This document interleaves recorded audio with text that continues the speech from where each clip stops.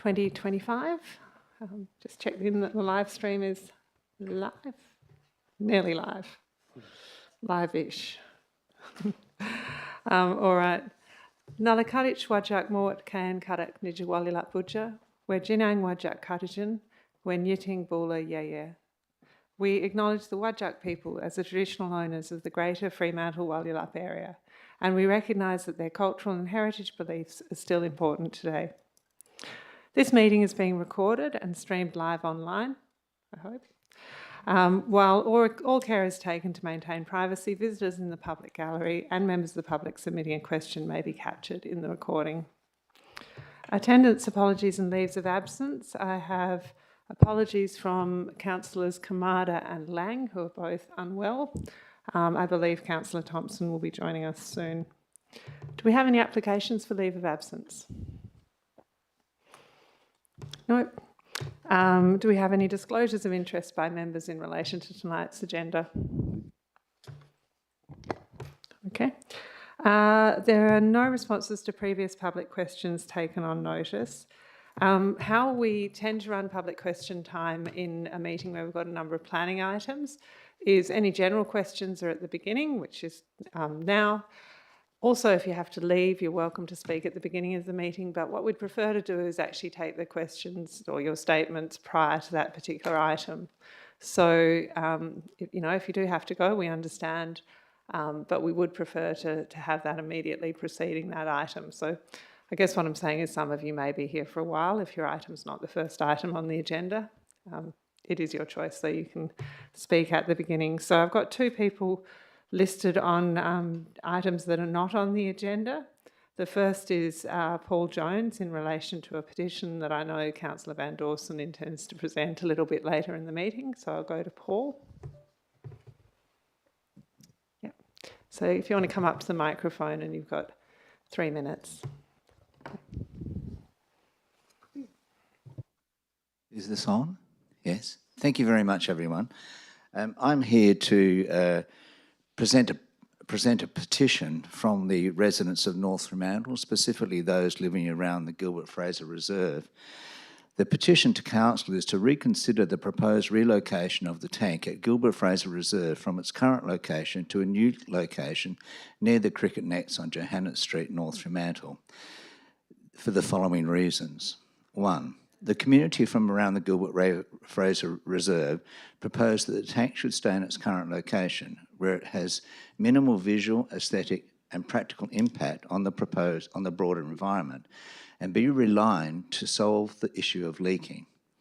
Point 2, the community has not been consulted. We were issued with a letter, and this proposal has been thrust upon us. We expect that due consultation be undertaken, including a broader community group of North Fremantle residents and passive and active users of the Oval and the river foreshore. Point 3, whilst there is a conservation management plan over the Gilbert Fraser Reserve, we believe it is out of date. In 1990 it was prepared and very thin in its objectives. It needs specific review of the issue of the tank relocation, as its location currently proposed conflicts with the conservation management plan and causes significant loss of amenity in the surrounding heritage area. The key measures of the conservation management plan are as follows. 1, landmarks and views. The Gilbert Fraser Reserve Precinct, CMP, prohibits new works that obscure important views to or from the grandstand and requires conserving river vistas.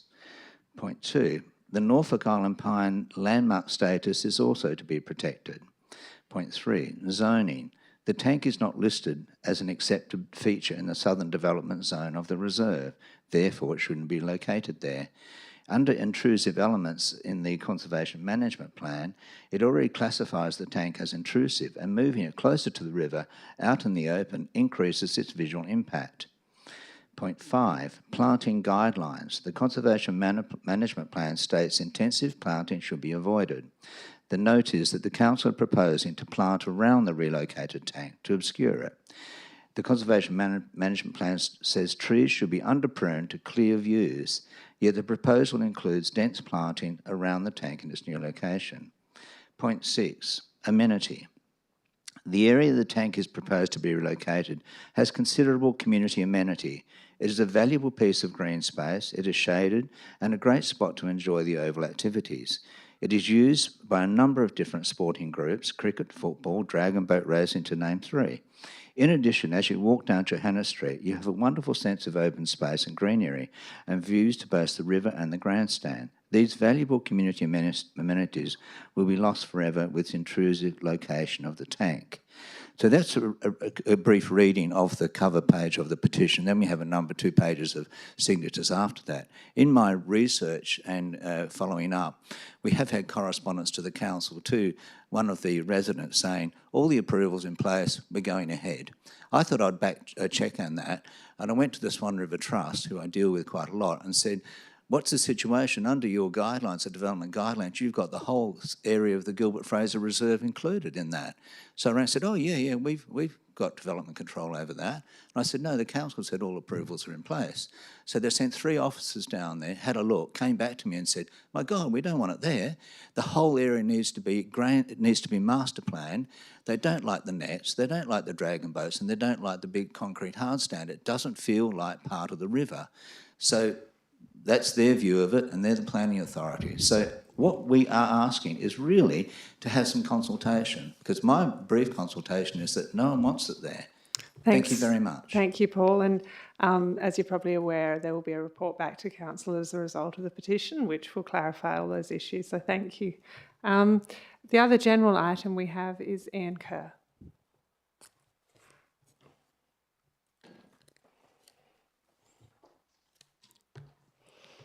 Thank you, Mayor. I wish to speak on part of the minutes dealing with the confidential item on event sponsorship agreement from the last meeting. In doing so, I should emphasise that I'm not asking questions about the content of that item, which there were many valid reasons for holding it confidential, but about the process leading to potential expenditure of ratepayer funds. Now, the minutes of the 28th of May Council meeting record a decision of Council that includes the following. Council authorised the Chief Executive Officer to enter into and finalise negotiations to secure the event outlined in this report in line with the following essential terms, the first of which is a financial contribution towards the event outlined in this report for 3 years commencing from the 2026-27 financial year, subject to the adoption of the annual budget for each respective year. My questions are fourfold. Firstly, when will Fremantle ratepayers be provided with information about the event, including how much money will be committed to it? 2, have any financial or related guidelines or limits, including for monetary and contributions in kind, being given to the CEO? Thirdly, why is the finalisation of negotiations not subject to approval by Council, especially since it involves commitment of financial and related resources of the City of Fremantle for future years?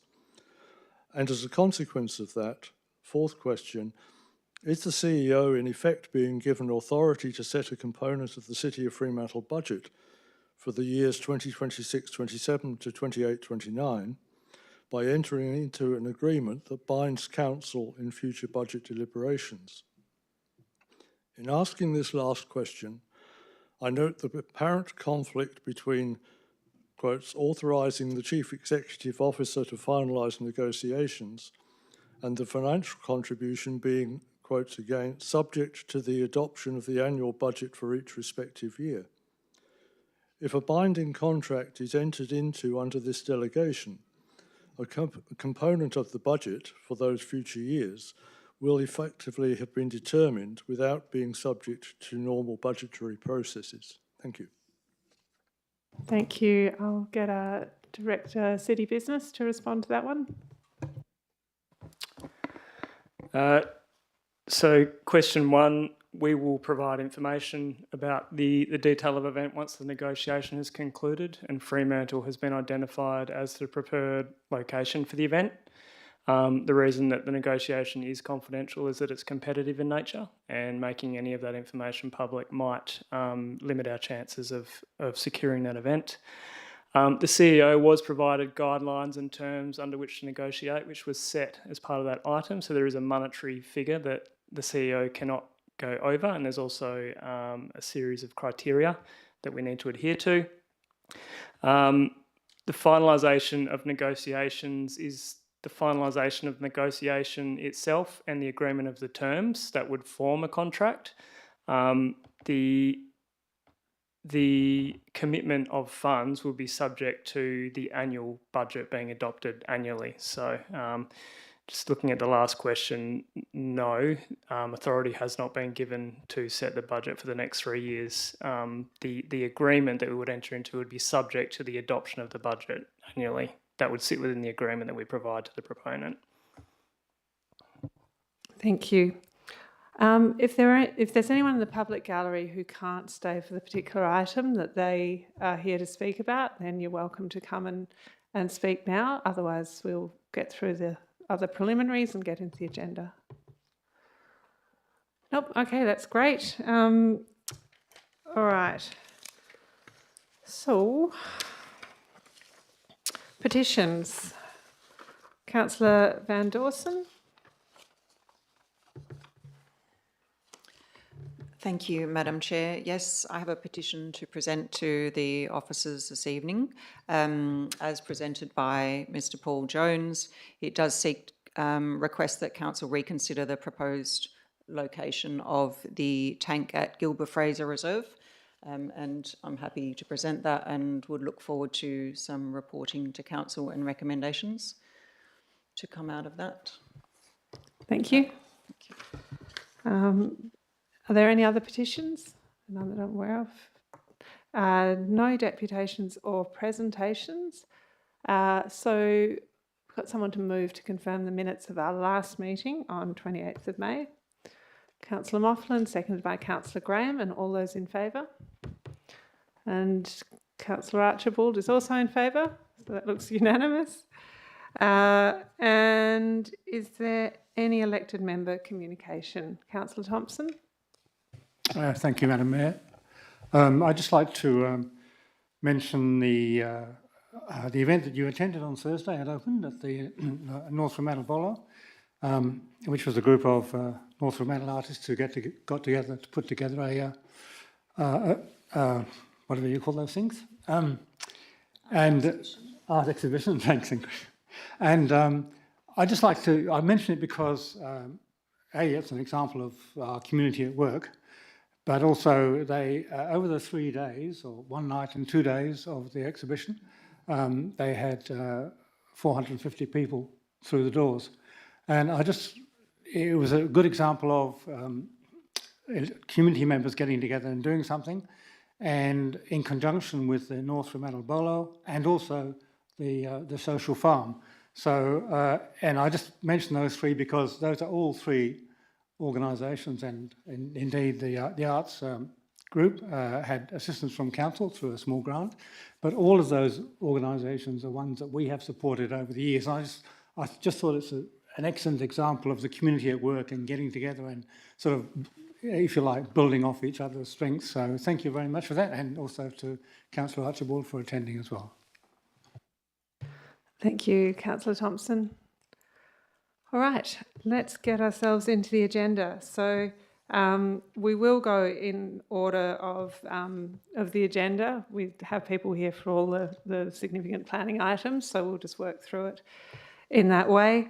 So we'll go to item 1, which is the deferred item on High Street, number 81.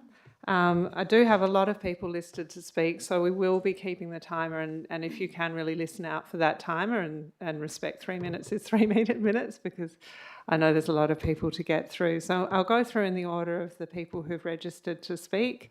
Because it's a planning item, elected members can ask questions of the proponent or people who speak. I will hold that to the end of everyone speaking on this item, because I suspect that some questions may be answered during other people's 3-minute presentations. All right, so we start with Nick Capozzi. So if you would like to come up to the microphone, Nick.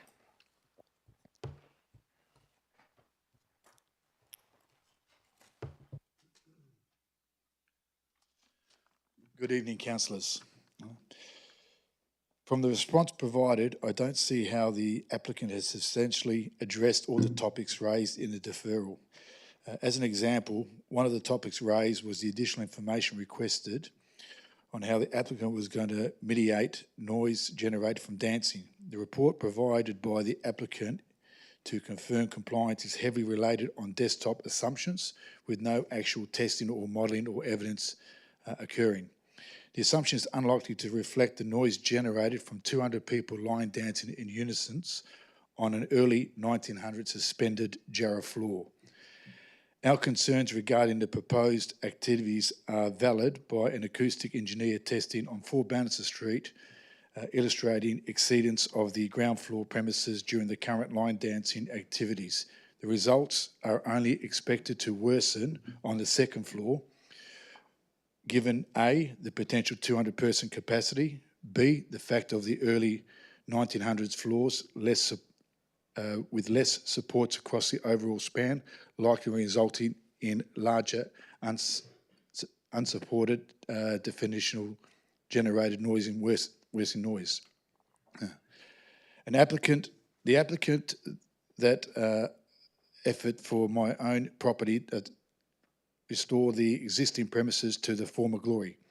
However, we need to recognise whether the heritage structure can serve the modern purpose proposed by the applicant. The RSL Club was a working bar, not a venue with live music, supported by modern speakers or weekly potential 200-person capacity boot scooting recitals.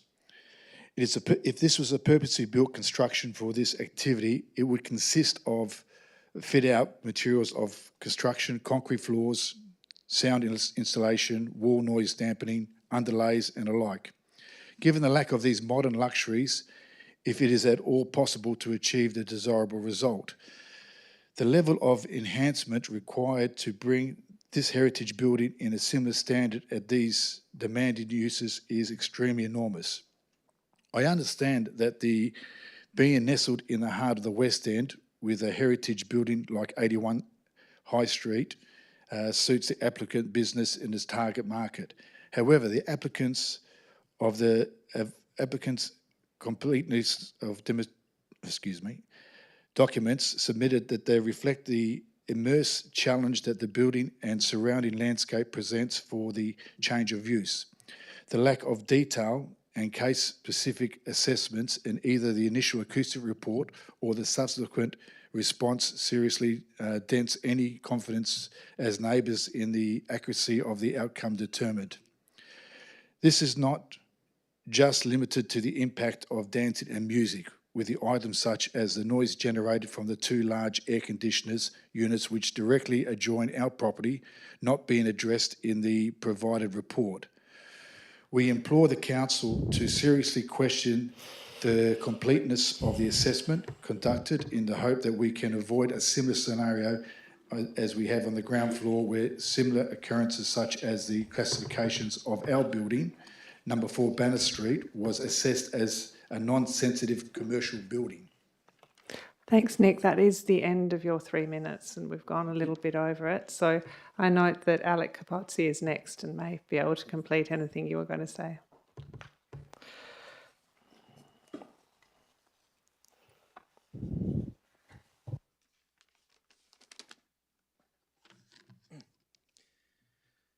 When making a choice to live in an inner city area, it is recognised that noise will exist.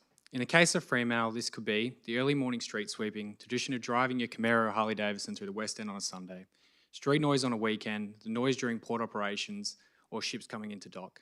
These are all examples of being part of an inner city community. However, I do not feel these extend to the impulsive bang of 200 people boot scooting on a 1900s timber floor, or the rhythm of a guitar and bass from a drum coming through the wall behind your bedhead until 12 to 1 a.m. for the majority of the nights in a week.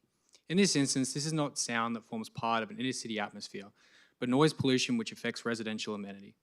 The situation we face daily has placed a significant burden on adjoining residents like myself, which is only compounded by the reminder that with a future extension in its current form, this is only expected to worsen. I'm a 4th generation Fremantle resident. My grandmother was born on Cliff Street. My great-grandfather was a founding president of the Blessing of the Fleet. I attended school here. My family's operated a retail business in Fremantle for over 30 years. For people of my generation, staying in our communities become increasingly difficult, with high-density apartments often being the only affordable option. If circumstances like these cause lifelong residents with deep community ties to question the viability of inner-city living, what message does that send about the City of Fremantle's commitment to the strategic objective of encouraging future inner-city residential growth? Let's be realistic. If a 200-person extension to a live music venue were proposed with a wall directly adjoining your bedroom, council members, I'm confident you would have serious concerns too. I don't raise these concerns lightly. This is a well-known issue, and I speak out despite the media publicity of this application, which has only been enhanced by the applicant and supporting lobbyists. To be clear, my continued opposition is not an attack on the need for live music in Fremantle, nor an attempt to run the existing ground floor business at 81 High Street out of town. Instead, my intention is to A, question whether this expansion is appropriate for the West End given the volume and proximity of sensitive properties and the lack of surrounding live music and dancing venues of this over 200-person capacity. B, recognise that the heritage nature and construction of this early 1900s building is not fit for purpose to house such a venue. C, highlight that the enhancements proposed by the applicant to achieve an outcome which protects neighbouring residential properties is not supported by a sufficient assessment to give the council confidence future complaints won't occur. And D, remind the council that an existing issue is already present with a ground floor venue in the hope a resolution can be found to mitigate the ongoing disturbance. Despite everything I've said, I want to sincerely congratulate Josh and his team. Given the customer-focused product they offer, it's no surprise their business has been so successful. However, I hope that moving forward, the team at Honky Tonk will show the same level of care and attention to the concerns of surrounding residents that they've consistently shown to their customers' needs. I hope the council appreciates I'm simply trying to protect the livability of my home, and the documentation provided as part of the neighbouring residents' objection is compelling. My sincere worry is that the popularity of the existing venue will overrule fair and responsible town planning. Thank you. Thank you, Alec. And my next person on this item is Joe Altieri.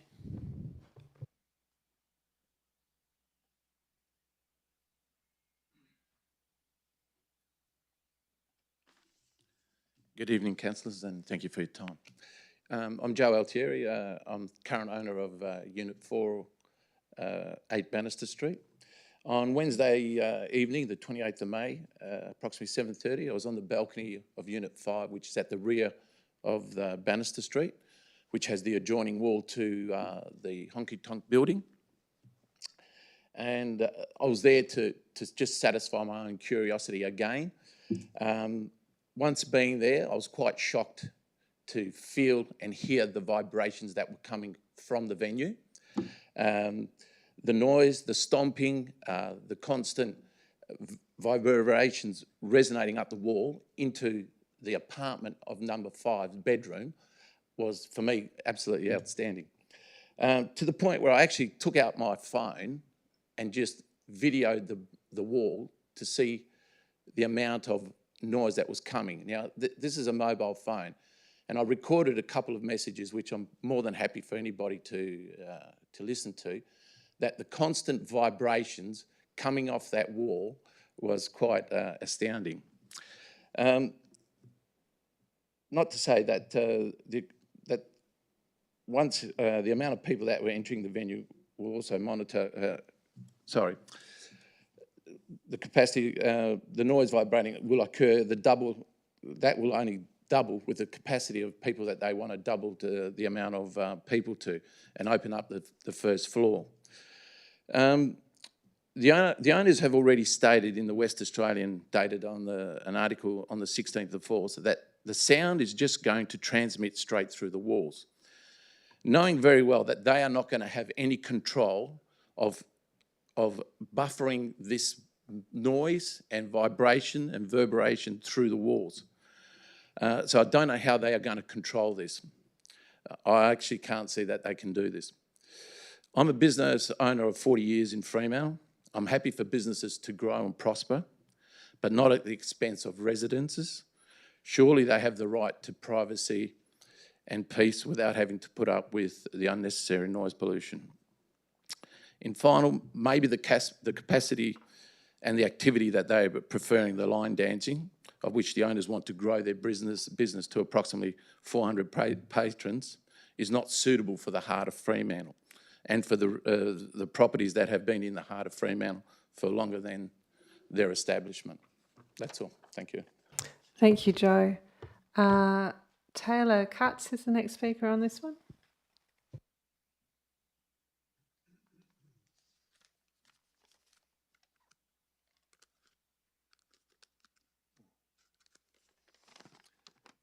Thanks, councillors and Mayor. Hi, everyone. Thank you for the opportunity to speak today. My name is Taylor Cutts. I'm a Fremantle local and musician who frequents the Honky Tonk Blues Bar with my band and have played music at venues at the venue in various formats since opening night almost 2 years ago. I'm also a patron of the bar, as many friends and family are as well. My experience in Honky Tonk Blues in both capacities has been nothing short of a very enjoyable time. It's mine and many others' favourite bar by a country mile, excuse the pun.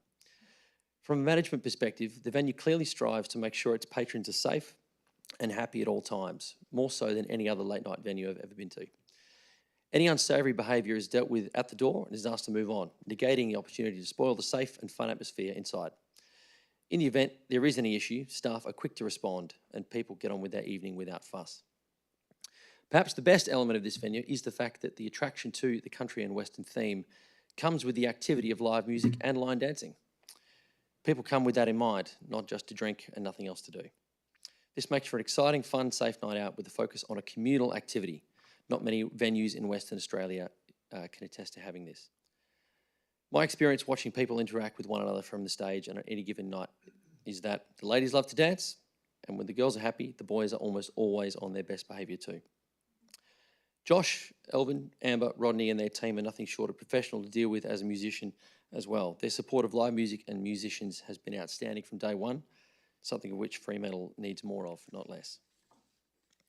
In a city that's centre that prides itself on culture, community, great food, great coffee, music and entertainment, we need to support small businesses like Honky Tonk Blues who are investing their livelihoods in this culture for our city.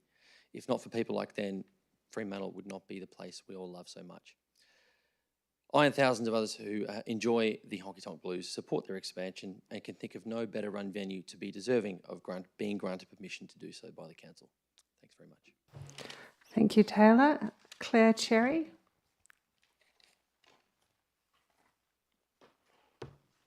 Thank you, Madam Mayor and councillors, for letting me speak today. I'm here to speak about my experience at Honky Tonk. My name is Claire Cherry. I am the owner and principal line dance instructor at Cherry Steppers. We've had the pleasure of having a second home at Honky Tonk since August. We first spoke to Amber about the opportunity of starting line dance there in August of 23, and we soon started a class once a fortnight. Didn't know how it would run. It was the first time that opened on a Wednesday. That soon became a weekly fixture. We now run line dance classes on a Wednesday, a Friday and a Saturday evening from 6:30 to 8:30. That time slot allows people to come in early. There is nowhere else I know of in WA really that would have a full bar on a Wednesday night when it is pouring down with rain and a line outside waiting for people to come in. The only criticism that we ever hear from Honky Tonk is that there is not enough room in there. We have 200 odd people in there trying to line dance and not enough space. And we just need more space to do it. And it has become a community hub for people. There is a vibe that is nowhere else in WA. It has changed the face of line dance in Western Australia. And in Australia, we've been nationally recognised on radio. We have gone viral with many of our social media presentations. It has been a huge change, and it is a testament to Josh and the team that they've allowed line dancing. We're not a rowdy bunch. We don't drink. We dance. So many other bars have tried to jump on the bandwagon and soon have stopped because they've realised that they actually don't make any drink sales over the bar. So they have really nurtured the line dance community. They've embraced it and they've allowed us to do our thing and share it with a younger generation.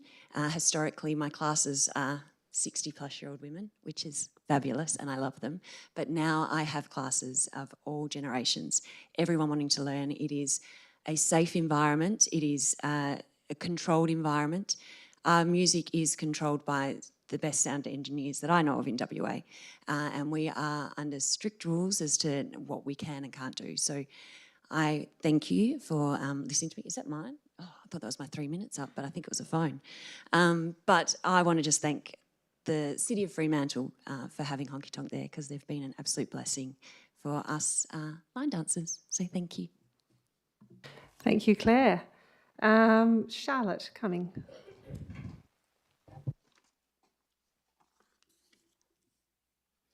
Good evening, councillors. My name is Charlotte. I'm the business manager at Honky Tonk Blues. Tonight I want to speak directly to the waste management concerns raised through the planning process. It may not be the most glamorous topic, but how we manage it says a lot about how we respect our city, our neighbours and our environment.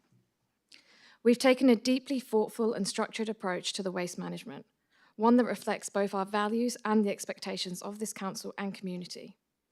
We've developed a comprehensive waste management plan in direct consultation with the city's waste team and service providers. Some of the steps we've taken include doubling the frequency of our waste collections to ensure waste is never overflowing or left to attract vermin or odour. Maintaining all bins within our property boundaries, neatly secured and padlocked, not obstructing traffic or other properties. We have deliberately chosen not to increase the number of bins on site to avoid causing any obstruction to the row. We maintain a strict cut-off of 10 p.m. for all glass waste disposal, so residents are not disturbed by noise at night, a practice that has been in place since our doors opened 2 years ago. But we've also gone beyond the basics. We've replaced single-use plastics with reusable alternatives, invested in bulk product systems like our post-mix soda machine to reduce packaging waste at the source. We have proven and submitted that this is what we have been doing. We would respectfully like to be acknowledged for the effort that we have consistently put in. Regarding the right-of-way, I want to be clear. We are not only meeting our obligations, we are taking leadership. While our bins are clean, secured, and managed, unfortunately not all others in the row are. We've documented this and shared evidence, not to shift blame, but to make it clear that the untidiness of the laneway is not the result of our actions. In fact, it is a mistruth for us to be blamed. It's an open laneway in the centre of the entertainment precinct. The entrance to our venue is not in the laneway. It is simply false to say that we are blocking the row. We've initiated multiple offers to neighbouring businesses and residents to create a shared row committee to formalise joint bin management, maintenance, and even lighting and security. While those offers haven't yet been accepted, the owner of the row went ahead and carried out lighting upgrades and graffiti removal. These are tangible highlights of our continued commitment to having the row safe and secure. We've also been continuously advocating for this space to be improved, not for just ourselves, but for everyone who uses it. We generally want collaboration, but we will continue to lead by example. At its core, this is about community. Honky Tonk Blues is more than just a venue. It's a part of Fremantle's cultural and economic heartbeat. We recognise that operating in the West End comes with its responsibilities, and we embrace them fully. We don't see compliance as the goal. It's the baseline, and we aim to exceed this. We ask that the Council consider the steps we've taken in good faith, the evidence we provided, often repeatedly, and our willingness to continue being part of the solution. Thank you for your time, consideration, and commitment to a balanced and fact-based resolution. Well timed, Charlotte. All right, the next person is Rodney Aravena. Hi, I'm Rodney. I'm the production manager of Honky Tonk Blues. I'd like to say thank you to the elected members that came to visit the site of the upstairs function space at 81 High Street for giving us your time and for your questions relating to the space and its activation by the team at Roadhouse Promotions. I have a background in audio engineering dating back 30 years. For more than a decade, I've been working almost exclusively in heritage buildings in the city of Fremantle, including the Drill Hall, Victoria Hall, and now our venue at 81 High Street. In all these venues, I have developed and worked within the sound management policies to ensure that these venues remain compliant with the Environmental Protection Act and the audio requirements associated with the licence for each venue. Since the early development phase of Honky Tonk Blues, we have worked with the consulting company Herring Store Acoustics to ensure that the development that we undertake is carried out in a way that respects the heritage of the building while ensuring compliance with the City of Fremantle's noise regulations. This aspect of our work is fundamental to ensuring that we deliver a positive environment for our audiences, a safe working environment for our staff, and a venue that will continue to be embraced by the community, both local and visitors to Fremantle. Going forward, we will apply the recommendations that Herring Store have set out for our new business venture of a function space. In order to achieve this, both the business owners, Roadhouse Promotions, and the owner of the property, DTMT, are committed to spending up to $200,000 on soundproofing alone. This, coupled with our experience of sound design and mixing, will ensure that all types of functions held in the space are compliant with noise regulations. As required by law, this development application only applies to the upper floor of 81 High Street. As such, the Herring Store report recommendations only apply to the upper floor as well. I ask that you take this into account because the current report to Council confuses our activity in Honky Tonk Blues with the new business venture that we are undertaking upstairs. As set out by Herring Store Acoustics, in order to maintain compliance with sound regulations, the sound management requirements of the ground floor are distinct from the sound management requirements of the upper floor. As was highlighted when we met yesterday, the business is not limited to nightlife activity. It is a multi-use function space that may serve a wide variety of purposes. This too is an area I have experience in. Through the work that I did particularly at Victoria Hall, as well as various venues in the city of Perth, I have a large amount of experience delivering the audiovisual requirements for an event space that is not limited to a performance venue associated only with music. Thank you for taking your time with considering our development application and for hearing us speak tonight. We hope that you'll consider our development application as it applies to the upper floor of 81 High Street in a positive light. Thank you, Rodney. Amber Hatton.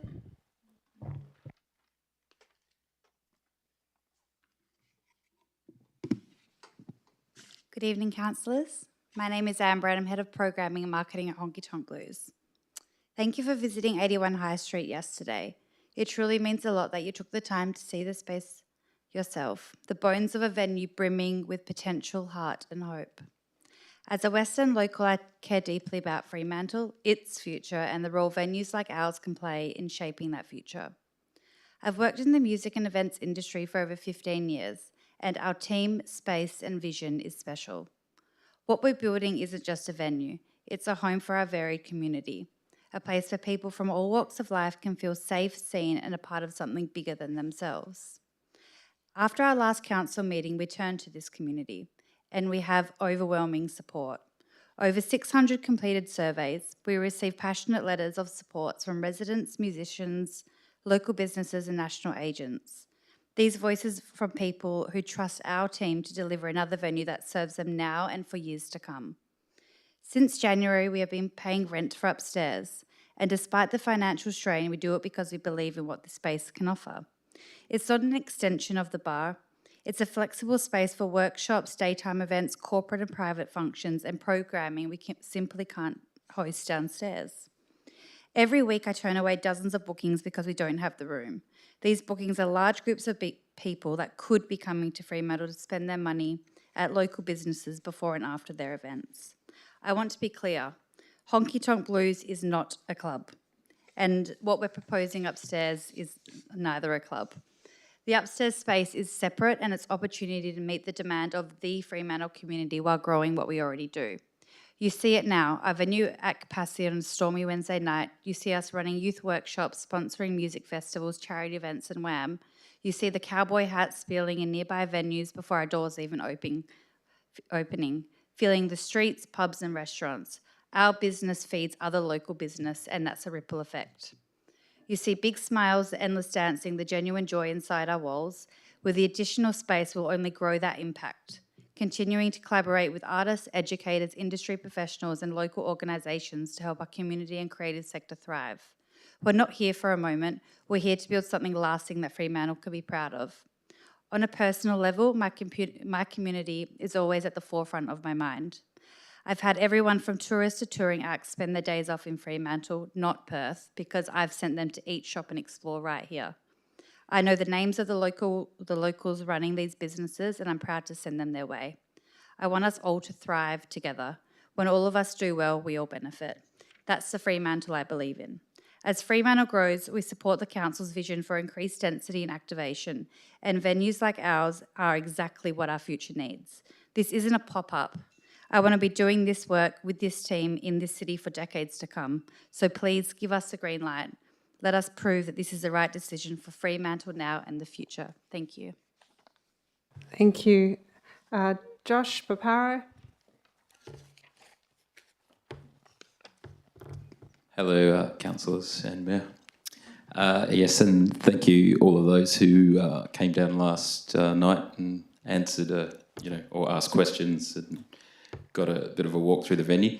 I guess I'll just start by, I wanted to sort of address a couple of things. So there's a bit of a conflation going on about the existing downstairs business and the upstairs. The upstairs is what this DA is focused on. It's for a function and event space. Yes, it will use the downstairs licence, but that is basically it. It's a separate sort of entity. and the downstairs is what drives our investment in the upstairs. So we're not sort of, this project will not involve us doing anything to the existing compliant business on the ground floor.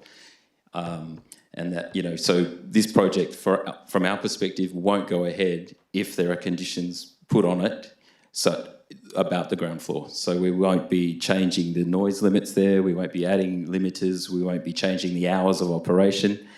You know, your environmental teams and waste management teams have already green-lighted the downstairs. We're compliant in every way that we need to be, despite what, you know, some of the speakers have said tonight. So I just wanted to make that clear itself.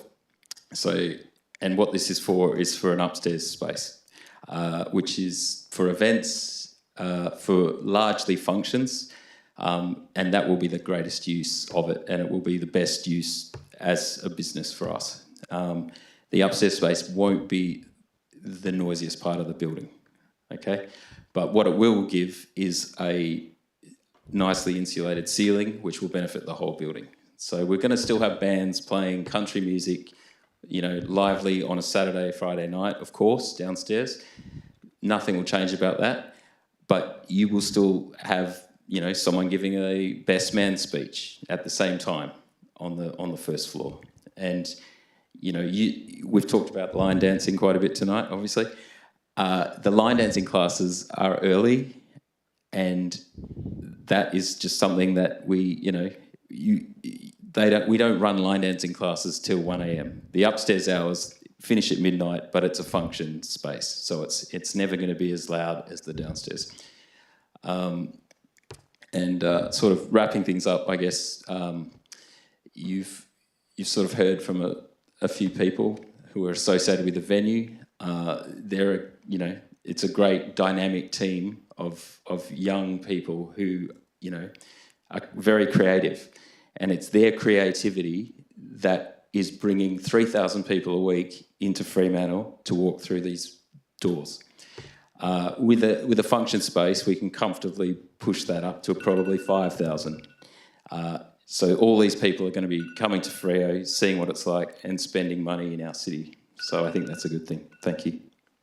Thank you, Josh. And the last speaker I have listed is Luke Damovich.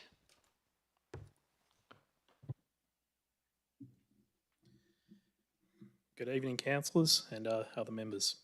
I've turned up here today, probably not as prepared as the Honky Tonk team, but I guess yeah, we're the owner of the property. Look, it's not our professional job to do public speaking or anything like that, but I'm here to support the team. I guess I've made a few notes. Essentially, we've worked with the Honky Tonk team for over 3 years now in developing this property. And what probably needs to be noted is it is a heritage property. We have won many heritage awards for our work on heritage properties. And I guess we're respectful to the heritage fabric of the property.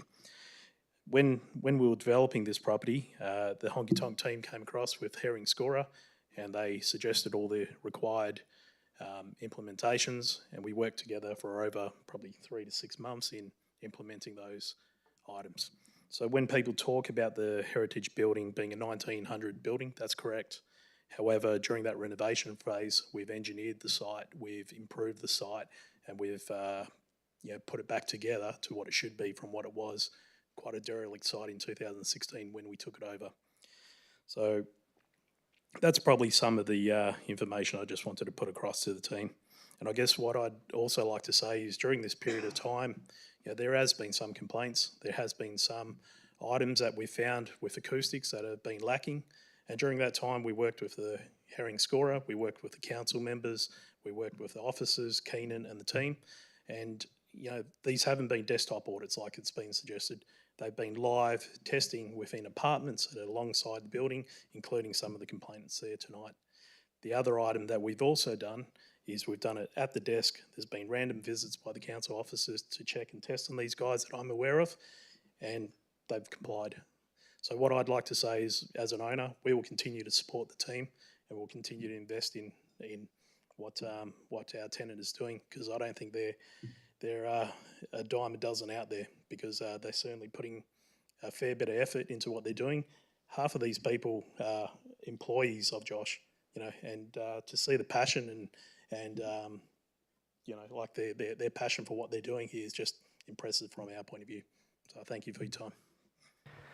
Thank you, Luke. I think that is all the speakers on 81 High Street. So, councillors, did anyone have any questions that came up during the various things you heard there that you wanted to address? Councillor Thompson, if you can let me know perhaps who you think might be best to answer it as well. Just quickly, the line dancing, is it twice a week and for how many hours? Right. We Thanks, can do that one. Claire. We have line dancing 3 times a week, 6:30 to 8:30 on a Friday and Saturday, and 7:30 to 9:30 on a Wednesday night. Thank you. Were there other questions? Oh, must have done a very comprehensive job. Thanks everyone who spoke. So we'll move now into debate on the item. So do I have a mover for the officer's recommendation?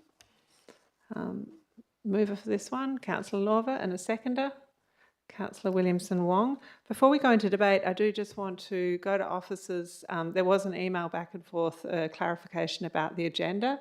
So I might just ask either director or manager just to publicly give that clarification as well. Through the chair, we did reach out to the applicant today just to confirm that, yes, they do not agree that the downstairs component should be included in any conditions or further limitations on what has previously been approved. So we apologise for that error. There are statements within the report that talk about the applicant supporting that, and that is not the case. Thank you. All right, Councillor Lorver, did you want to open debate on this one? Well, I mean, we've got a lot of potential amendments coming before us, so I just wanted to thank the team at Honky Tonk for responding to the deferral with a quite comprehensive set of documents and for opening the venue, and also for the neighbours for sharing their points of view. But I have a feeling there'll be a lot people have to say on this, so we'll just get into the debate. All right. Did anyone want to speak? As Councillor Lorvan mentioned, there are a number of amendments and probably a suggested order in which we go through those. But prior to going through those amendments, were there any speakers? All right.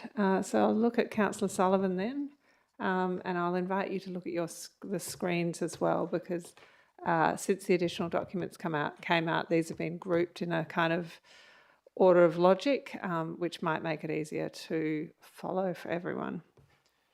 So, Councillor Sullivan. Thank you, Mayor. Yes, just to, we did try to reorder the amendments so that they were subject-based, so that we could move each subject in its entirety. So, because a number of the subject matters have multiple amendments attached to them. If you agree with the first one, you're probably going to agree with the second and third one. If you don't agree with the first one, it's quite likely that the second and third one would fall away anyway. So that's why we've done it, to try and improve the quality of debate, because there were so many of them. So I'll proceed to go to the first amendment, which is about patron numbers. It's a clarification amendment. So I'll move the motion to amend condition 6. That's up on the screen now. All right, so we've got that one up on the screen. Do we have a seconder for that particular amendment? Councillor Van Dawson. All right, on the amendment. There's not really much to say on this. I mean, it's essentially trying to just be very clear about where the 200 persons are to be. It's the first floor. It's not in the next floor up. I'm not suggesting anyone was proposing it was. It's on the first floor, and that's what this is trying to say. And it's also like the other motions that are already put forward by staff. It is basically also identifying that we're not the only authority that deals with the number of people. Obviously, racing, gaming and liquor also end up having to make those approvals as well. All right, thanks for that, Councillor Sullivan. So I guess Councillor Williams-Wong, thank you. Am I allowed to ask a clarifying question to Councillor Sullivan in plain terms? Great. Sure. Just checking procedurally where I'm allowed Procedurally, no, but yes, go on.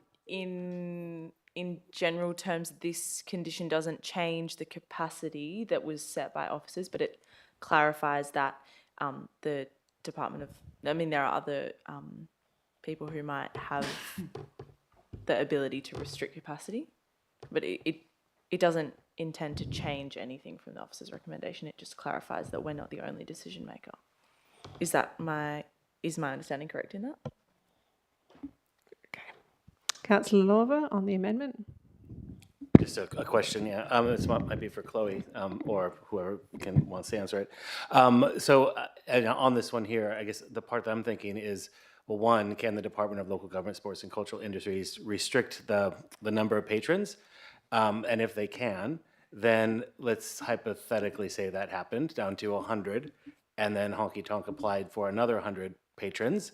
Would that then be required to, like, if it was restricted and then went back up to 200 through another application, would they have to do another planning approval if this was approved? Or is the 200 a ceiling that then, if it fluctuated, they could hit it? And it's just a bit confusing for me. Thank you. All right, perhaps the manager can enlighten us as to the role of DLGSCI. I'll be honest, I lose track sometimes of where racing, gaming and liquor sit, but I assume Councillor Sullivan is referring to the liquor licensing process. I'm taking that as a yes. Yep. So effectively, it's almost just saying what would happen in practice anyway.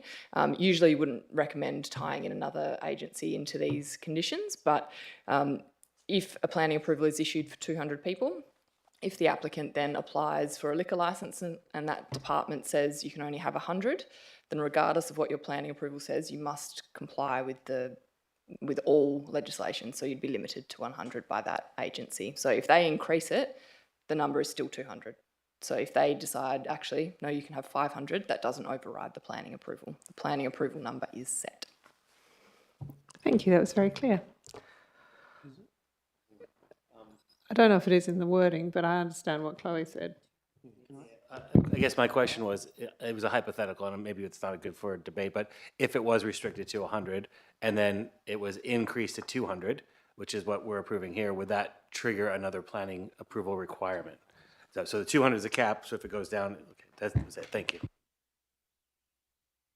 It is probably just a query on the amendment whether we should just refer to the racing, gaming and liquor, given that the departments are all doing their own name things.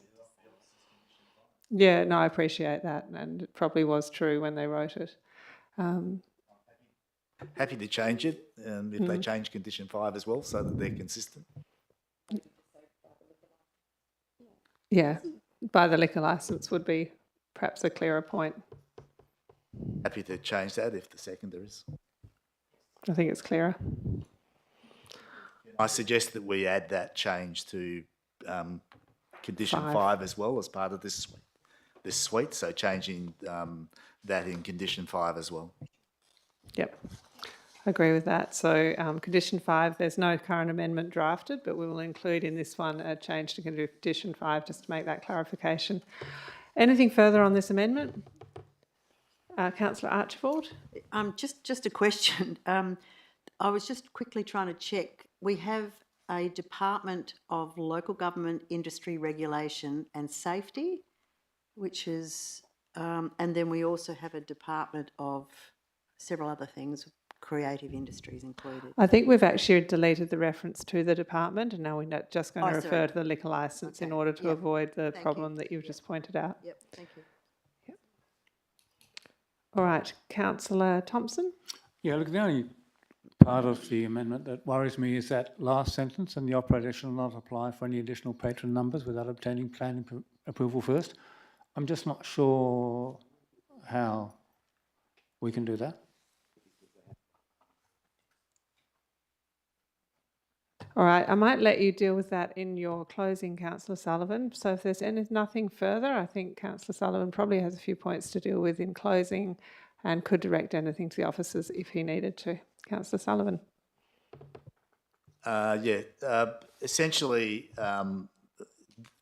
in the same way that condition 5 basically is pointing out that you have hours of operation, we get to approve hours of operation. Liquor licensing get to approve hours of operation. They can overlap and they can conflict. And the problem is sometimes local governments just sort of kind of wash their hands of such things and they just let liquor license deal with it. And that's not always what the community want us to do. Effectively, sometimes we might hear that a proposal is going to be shut at midnight and we give it planning approval, but we don't set hours of operation. And then we find that an extended trading permit extends them to 1 a.m. and it can be quite extensive extension. And we're then left kind of powerless because we didn't include the matters that matter to our community, such as closing time and patron numbers. So what condition 5 and condition 6, I believe, were trying to do in the first place was essentially make sure that we set the standard that we want from our community. It's also what the applicants have applied for. So we're saying we're happy with that. That's the standard. We haven't heard of an application that goes beyond that. Therefore, we'll set that as the upper benchmark. The point about the second part of the amendment to 6 is essentially saying that if an applicant wants to change that, there is a legitimate process to go through. And the first part of that ought to be in the same way that you deal with the main application. You come to council, you get planning approval, then you go to liquor licensing and you get liquor licensing approval. It can't be left to a scenario where we're no longer in the picture because we're the only ones really who are actually out there protecting our local community. I think I answered the questions that were asked. Councillor Thompson looks like he has another question. However, that was closing, but yeah, all right. So I'm going to put this amendment to a vote as it is on the screen and including the addition of the words liquor licence to replace the ambiguous name of the department in condition 5. So I will ask for all those in favour. And that appears to be unanimous. Excellent. Back to you, Councillor Sullivan, on venue management plan consolidation, which I think incorporates 2 amendments and an advice note. Yeah, thank you. I'll move these. I think these are just clarifying amendments, so I'll move them and see if I get a seconder. Councillor Mofflin to second. So essentially these are just adding some additional clarification to what the officers were putting forward. It also, instead of making it sort of optional about merging the different types of plans together, it's basically saying just merge the different types of plans together and let's have one comprehensive plan so that we're not always referring to this plan or that plan or whatever. The third part of it, which is probably the only contentious bit, is that the plans be made available to nearby residents. It's very important in terms of working with community that everybody understands what the basic ground rules are and what people are already doing. You know, often management is criticised because they don't do enough, but if neighbours have all of the great work that goes into these management plans, then they can go, oh, okay, so they probably are doing a fair bit, or they can determine whether the promises that have been made in terms of management have, for whatever reason, become lapsed or whatever. That sometimes happens when venues change hands or managers change hands or the like. So we see that relatively regularly in the industry, and it's just a way of making sure that people are aware that they know what the ground rules are and they can come to either the management or to the council and say things aren't working like they're supposed to be, and be very specific about that rather than just making general, complaints of I don't like anything about the organisation. Thank you. Thank you, Councillor Sullivan. On this amendment, Councillor Williamson-Wong. Thank you. I'm going to take the opportunity on this amendment, which is discussing management plans, to congratulate Honky Tonk on patron management, because from what we heard tonight from Honky Tonk team, obviously they strive to make sure that patrons feel safe, and I do believe that there are not many other venues, or if any other venues in Fremantle that are open late that look out for their patrons as much as Honky Tonk do. The management plan and the queuing on High Street is safe. People who are disorderly are removed promptly. They're asked to leave. And I think that it's important that we acknowledge that patrons are safe in this venue, and that shouldn't necessarily be the commendable thing, because we should hope that all venues are safe, but we know that they're not. And Honky Tonk is a busy venue, and it also has lots of pokey different spaces. So I think that for a venue like that to be so safe to so many people is something that we should note, and I wanted to thank Honky Tonk for that. I'm happy for the 2 queues to be brought into one plan. I don't think that will be more than just copy and pasting a document into another one. But I did want to note that, in my experience, management in Honky Tonk go above and beyond to make sure that people are safe, people are orderly, and so thank you. Thank you, Councillor Williams-Wong, and well said. Councillor Thompson. Yeah, Madam Mayor, I don't think I can support this condition. What worries me is the statement that it's being updated to include assessment of all nearby residential units, including those under construction on adjacent land. To me, that's a very indefinite description of what needs to be done. So I'm just, at the moment, unless I hear otherwise, I'm not prepared to support that. Thank goodness it's not just me. I don't think that's part of this particular condition, and I appreciate that what's in the other documents makes this confusing. All right, so on the venue management plan consolidation. Yeah, I might just get the CEO to jump in, and then I'll go to you, Councillor Moughlin. Thank you through the chair, and I don't want to enter debate, but I just want to ask or challenge a couple of things. I'm not sure we need to refer back to condition 8 and 9 twice. I think it just needs to go in one spot, to be fair. I think you could probably delete the change in condition 8 and just leave the one in condition 9 that refers back to the amalgamation. Can I also just ask whether or not a venue management plan might include things that don't want to be made public because of the way they manage the venue for their own security, and whether or not we say appropriate, the appropriate parts of the venue management plan, just because, and I'm not sure there is, but I do challenge whether or not a venue management plan includes security of the venue as well, and whether that's something that we'd want to make public. Okay, there are a couple of things to think about there. Councillor Moughlin. Thank you.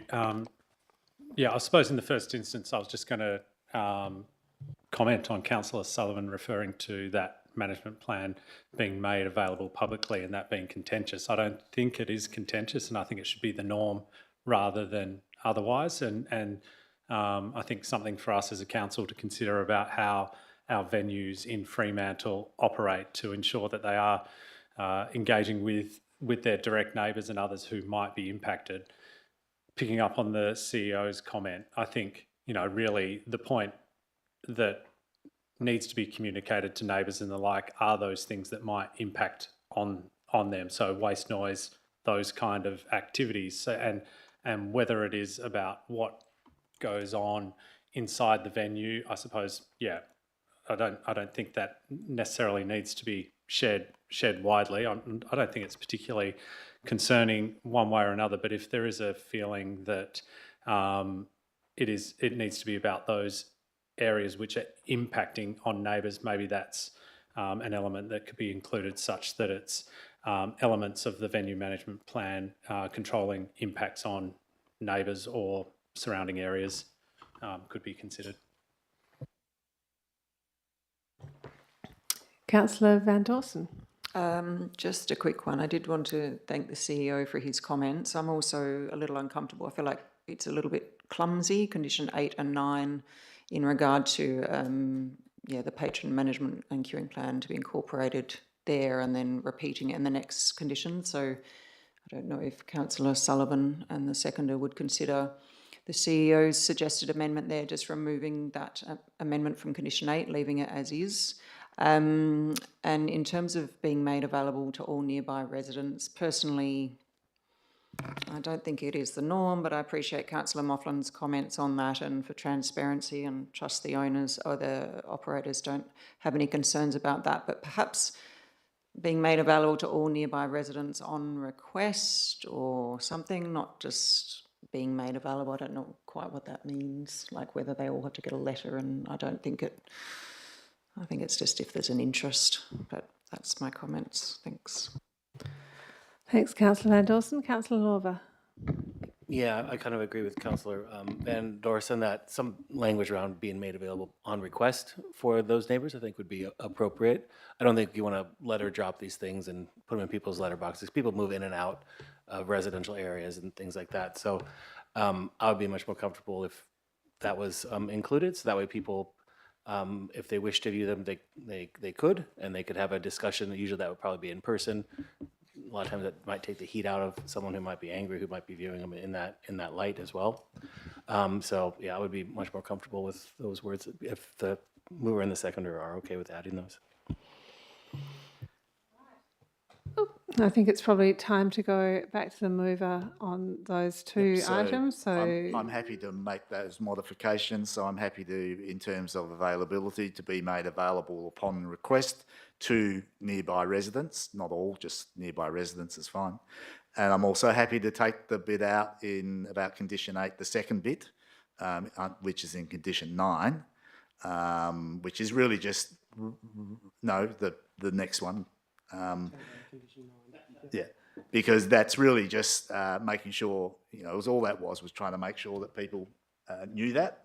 It's often the way it's done, but if you don't like it, then I'll take it out. It doesn't change anything. So I'll, with those changes and with the seconders, yep. Right. Good-o. And we Okay, didn't so I'll talk just- about the advice note. It was on the screen. Yes, so just make sure that everyone's aware that it includes the advice note, which was really just the change to the advice note was basically removing the bit that it can also include the management plan in the other one. So it was an obsolete statement within that advice note. So that's all it's doing to change that. I would say a couple of things just in response quickly. Firstly, the management plans from memory are actually part of the agenda. And so anybody could go back to this agenda and find these management plans. The only aspect, of course, is if they're going to be updated, I think it's reasonable that people should be able to see them as an updated version if that's what they want to do. So I would hope that you would support that as well. Thank you, Councillor Sullivan. So I'll put this amendment to a vote, these amendments. All those in favour? And that's unanimous. So we'll keep moving on. Right, it's done. The right-of-way, no public access via right-of-way. There's an additional new condition 13. That's up there on the screen. Move that way. Yep. All right, do we have a seconder for that one? I'm happy to second it. Let's keep going.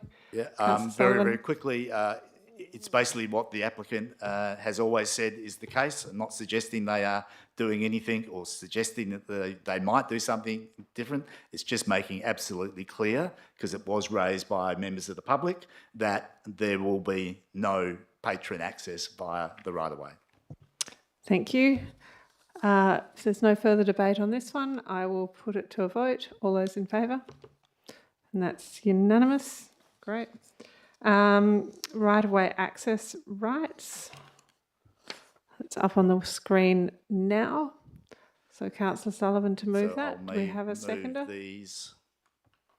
Councillor Moughline?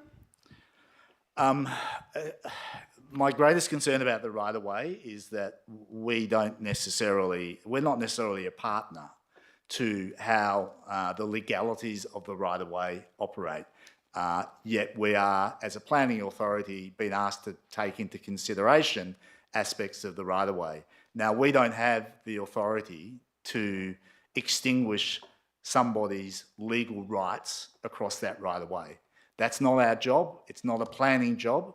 And any part of any recommendation that basically gives the illusion or allows people to think that because we've given planning approval, that might somehow extinguish somebody else's legal rights to have access across that right-of-way is not something that I want the council to participate in. So these are about basically stepping ourselves back out of that conversation and pointing out that there may well be people out there that have a legal right, the adjoining landowners, a legal right to cross all of that right-of-way. It's not up to us to decide whether a right of carriageway across a right-of-way means over every square centimetre of it, or maybe only 50% of it, or maybe only 5% of it, enough to squeeze your little butt through. I don't know.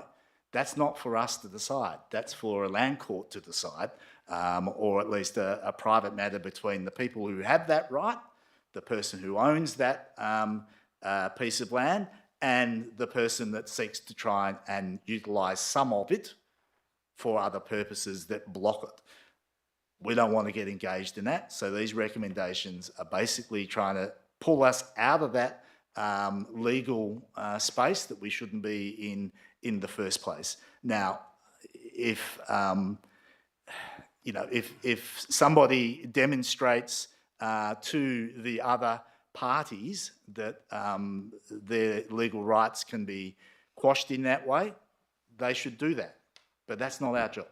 So if the landowner of the right-of-way wants to go to all of the people who enjoy legal rights across it and negotiate a heads of agreement or something, some sort of legally binding process, then that's their prerogative.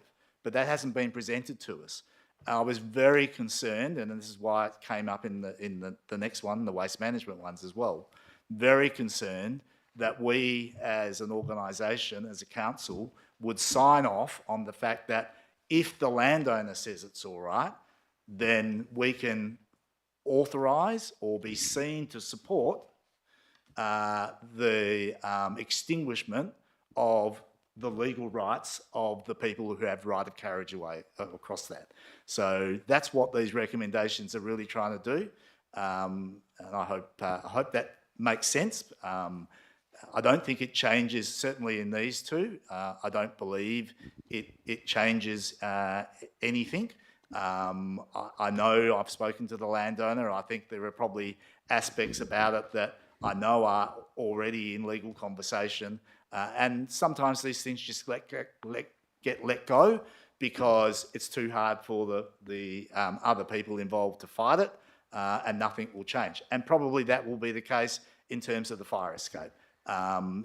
Probably nothing will change because it'll be too hard to sort it out at law. But let's not put ourselves into that very messy environment unnecessarily. Okay, Councillor Lorber. Yeah, I just got a question, and I want to thank Councillor Sullivan for jumping the queue on the next one, because this question may also be pertinent to that one as well. I understand the intent, I believe, behind this, but what I'm going to ask is, this is referring probably mostly to, because the only thing in the right-of-way is the waste management plan, and my question is, if the waste management plan is approved tonight as part of this application, the one that's before us, that includes bin storage in the right-of-way right now, if there was a legal case that was brought and the legal case was decided that bins could not block any access, even where the bins are, even though they might be able to get through or whatever, that's not for us to decide, would the waste management plan then just have to be revised and brought back with a new one? So I'm guessing we might just be kind of jumping the gun on this. So yeah, so what would happen to the waste management plan if a court case came out and said you can't store your bins there, and that was the one that we approved? Not sure we've got a general counsel, but I wonder if the manager might be able to reflect any thoughts she has on that. it is the applicant's responsibility to ensure that they've got the ability and the legal authority to store them there. That is their proposal. There is a condition recommended that they provide a consolidated waste management plan. So at this point in time, a waste management plan isn't signed off. They need to provide that and finalise it. And if all of a sudden they cannot store those bins in that right of way, they need to find an alternative on site, because they need to be able to store their bins, which would be a commitment in their waste management plan, and may well have to update it. Thank you. All right, so I think we sound like we might be ready to put this one to a vote. Councillor Sullivan, if you're happy. All those in favour? And against? Councillor Lawver against, and that's still carried. So we've got one more on the acoustic. Two more. I'm missing a page somewhere. That's fine. I'll find it. The acoustic related amendments, second last one. Councillor Sullivan. So I'll move that way. And do we have a seconder for that? Yep, Councillor Moughlin. Thank you. This is the hard one, obviously, and it's the one that may have absolutely no consequences, or it might have some consequences, and that's because it's always a bit of a moving target when we're dealing with acoustic reports, and because there's so many variables in all of this. And I do acknowledge the work that's already been done. This is not trying to say that some very serious efforts haven't already been made. But it's simply not possible for us in a planning process and as planning decision makers to nail every aspect of the noise abatement matters that might need to be dealt with in an application like this. So this is always about trying to get as close as reasonably possible at this stage to getting the right balanced outcome between someone generating noise and someone having to put up with that noise. If we were reviewing today, for example, how the existing tavern had operated, if we simply used that as a model, as an example, we would know already that this same process was gone through with the original Honky Tonk, and they did a lot of things to significantly improve their acoustic abatement. But there were gaps, and those gaps either came about because there was a lack of clarity about some of the structures or the little bits and pieces where the noise sneaks through, or it might have been because the type of activities changed a little bit over time, or it could be a bunch of other reasons as well. There are always a lot of assumptions. I point out to one assumption about the neighbour saying there's vibration through the walls. But the acoustic consultant will say, well, there should be an air gap between the two different party walls, and if there was an air gap between the two different party walls, it's very unlikely that the noise would be jumping so significantly from one wall to the other. But as a person that's involved in architecture and building and seen how cavalier bricklayers are, I know that cavities are often full of mortar drops that drop down into cavities and create nice little bridges across which sound will travel.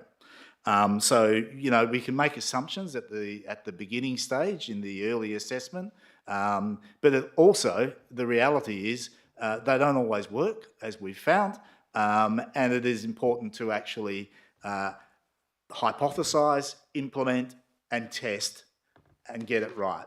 There is in nobody's interest, and when we're a council that supports live music industry, we're a council that supports inner city living, we're a council that supports a great diversity of activities in the centre. It is in nobody's interest for these things, for us not to get the noise abatement issues as good as we can at this early stage.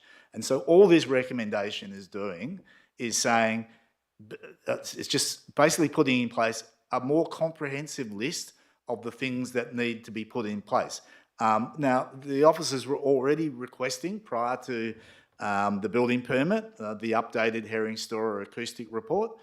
We know that the journey along the way, they've provided additional information. They've actually looked at line dancing and the like. So that information needs to be incorporated in there. If all of the things that are being talked about, and I'd encourage the applicant to actually look at and hear what the acoustic consultants from the neighbours are saying, and actually put together as comprehensive a report as possible. And if there are, some other additional mitigation construction elements that could be put in place, do it now, not, in 6 months' time when this all sort of comes back once the bar is open. So that's what this is about. I don't think it's onerous. I think it's in the spirit of what the applicant has always said they want to do, which is to make sure that they are good neighbours and that they are good for our community and that they are doing everything that they can to deal with the noise on site. It's not trying to stop them from doing the things. It also, as you know, last time I was very concerned about trying to suggest that the noise levels in the upstairs area should be set at 85 dB. I just felt that's too low.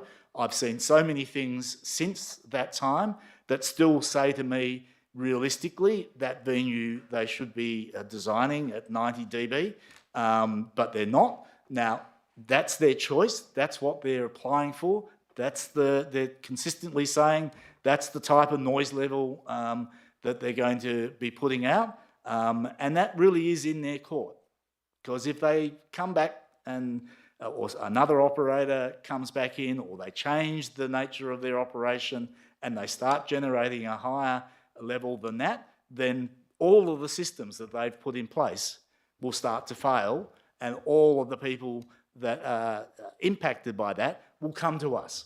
And our officers will spend a huge amount of time trying to deal with it. So getting it right, getting the assumptions right, testing them, and particularly making sure that they actually are working at the end, to me, is a really sound way of making sure that the residents and the other land users in our city continue to support the type of diversity that we want to see in this city. The last thing I will say, and I know that this is going to be potentially the subject of conversation going forward, is that we need to get the state government to change a number of the things which actually control these sorts of operations. We need to get some degree of relaxation from, in the noise abatement sort of area that takes into account these inner city locations, these live music venues and the like. The notion that what's right at 10 o'clock in the suburbs is the same level of rightness in the city centre, in my mind, is ludicrous. We need a different set of noise requirements. But at the moment, this is what we've got, and we still need to comply with that, and we need to protect all parties. So that's what these amendments are about. Thank you. All right, Councillor Norva on the amendment. Absolutely agree with Councillor Sullivan's comments there at the end, and that hopefully we will have something that comes to this council maybe at the next meetings where we can start to look at what we can change and what we can advocate for. But I don't think I can support this one, Councillor Sullivan, and that's because, the line dancing specifically, the latest night, one night a week is 9:30. I've been very satisfied that that's probably not going to be an issue personally. The venue itself is creating internal gaps, so that, to me, I'm pretty satisfied that they're doing what they can. But if you're building a wall next to a venue that has, and your brickies create bridges of mortar to that venue, I don't really see how that's the venue's responsibility to make those bridges not there. It really should be the person who's building next door to have that space there. So I understand the intent. We do need to have, I think, overall better, whether scheme amendments or policies or things, or a potential pilot project in conjunction with the state government here in Fremantle to get all these things to line up better, because we're going to keep getting these applications, and I think we all know that a lot of these future applications for residential development won't be even coming to us. They'll be going straight to JDAP, and we won't even have a say on them. So I think it's critically important at this time that we make sure we have all of our policy settings correct. But for this one that's before us now, I think this might just be a little bit too much. I mean, they provided substantial information about all this, and personally, I'm pretty satisfied with where it's at, but given the rules and regs that we're working with today. Thank you. Councillor Williamson-Wong. Thank you. Question for the manager. This condition asks for the updated acoustic report to include noise emissions from music and for music. So I guess my question is this part of conflating the noise from the ground level use already? And if so, is that technically relevant to the question of whether or not we're approving the change upstairs? Did that make sense? Sorry, I'm really tired. Yeah. So I'm just trying to read through the changes, and it might need some clarification from Councillor Sullivan as to whether that intent is still there. But the red sentence struck out. If you looked at the officer's original recommendation, I'd probably recommend that does go, because yes, that does exclude means it does exclude the ground floor, and this is only about the upper floor. But I'd probably redirect the question to the mover on. Yep. Councillor Sullivan, do you want to address that question? Just quickly, yeah, there's no change to the recommendation that makes it reference the existing operations. I mean, the existing condition refers to the planning application effectively. Why there's a suggestion that it would. Okay. Do you want to continue, Councillor Williams-Wong? It's another question. I guess maybe I am just being confused this week. But I also guess my confusion lies with the suggestion that information hasn't already been given to us in the report. The updated acoustic report, as I read it, and maybe Councillor Sullivan can point me in the direction in his closing, points to the noise emissions, or deals with the noise emissions that will be generated from dancing. And so my question is, what's the other acoustic information that's being sought from this new report in the condition? All right, maybe we can deal with that in closing. Councillor Van Dawson. Thank you, Madam Chair. I won't be supporting this amendment as it creates a non-standard condition that I believe is onerous. I think puts an unnecessary burden on the operator in time, cost and complexity. Don't underestimate the costs associated with this in your acoustic consultant having to spend time and accessing all the properties and preparing more reporting and what have you. I believe the proposed condition 7 as it was ensures the development will comply with the relevant noise regulations. And I trust the acoustic report and letter and assessment done by Herring Storer is in accordance with the relevant regulations, and no further.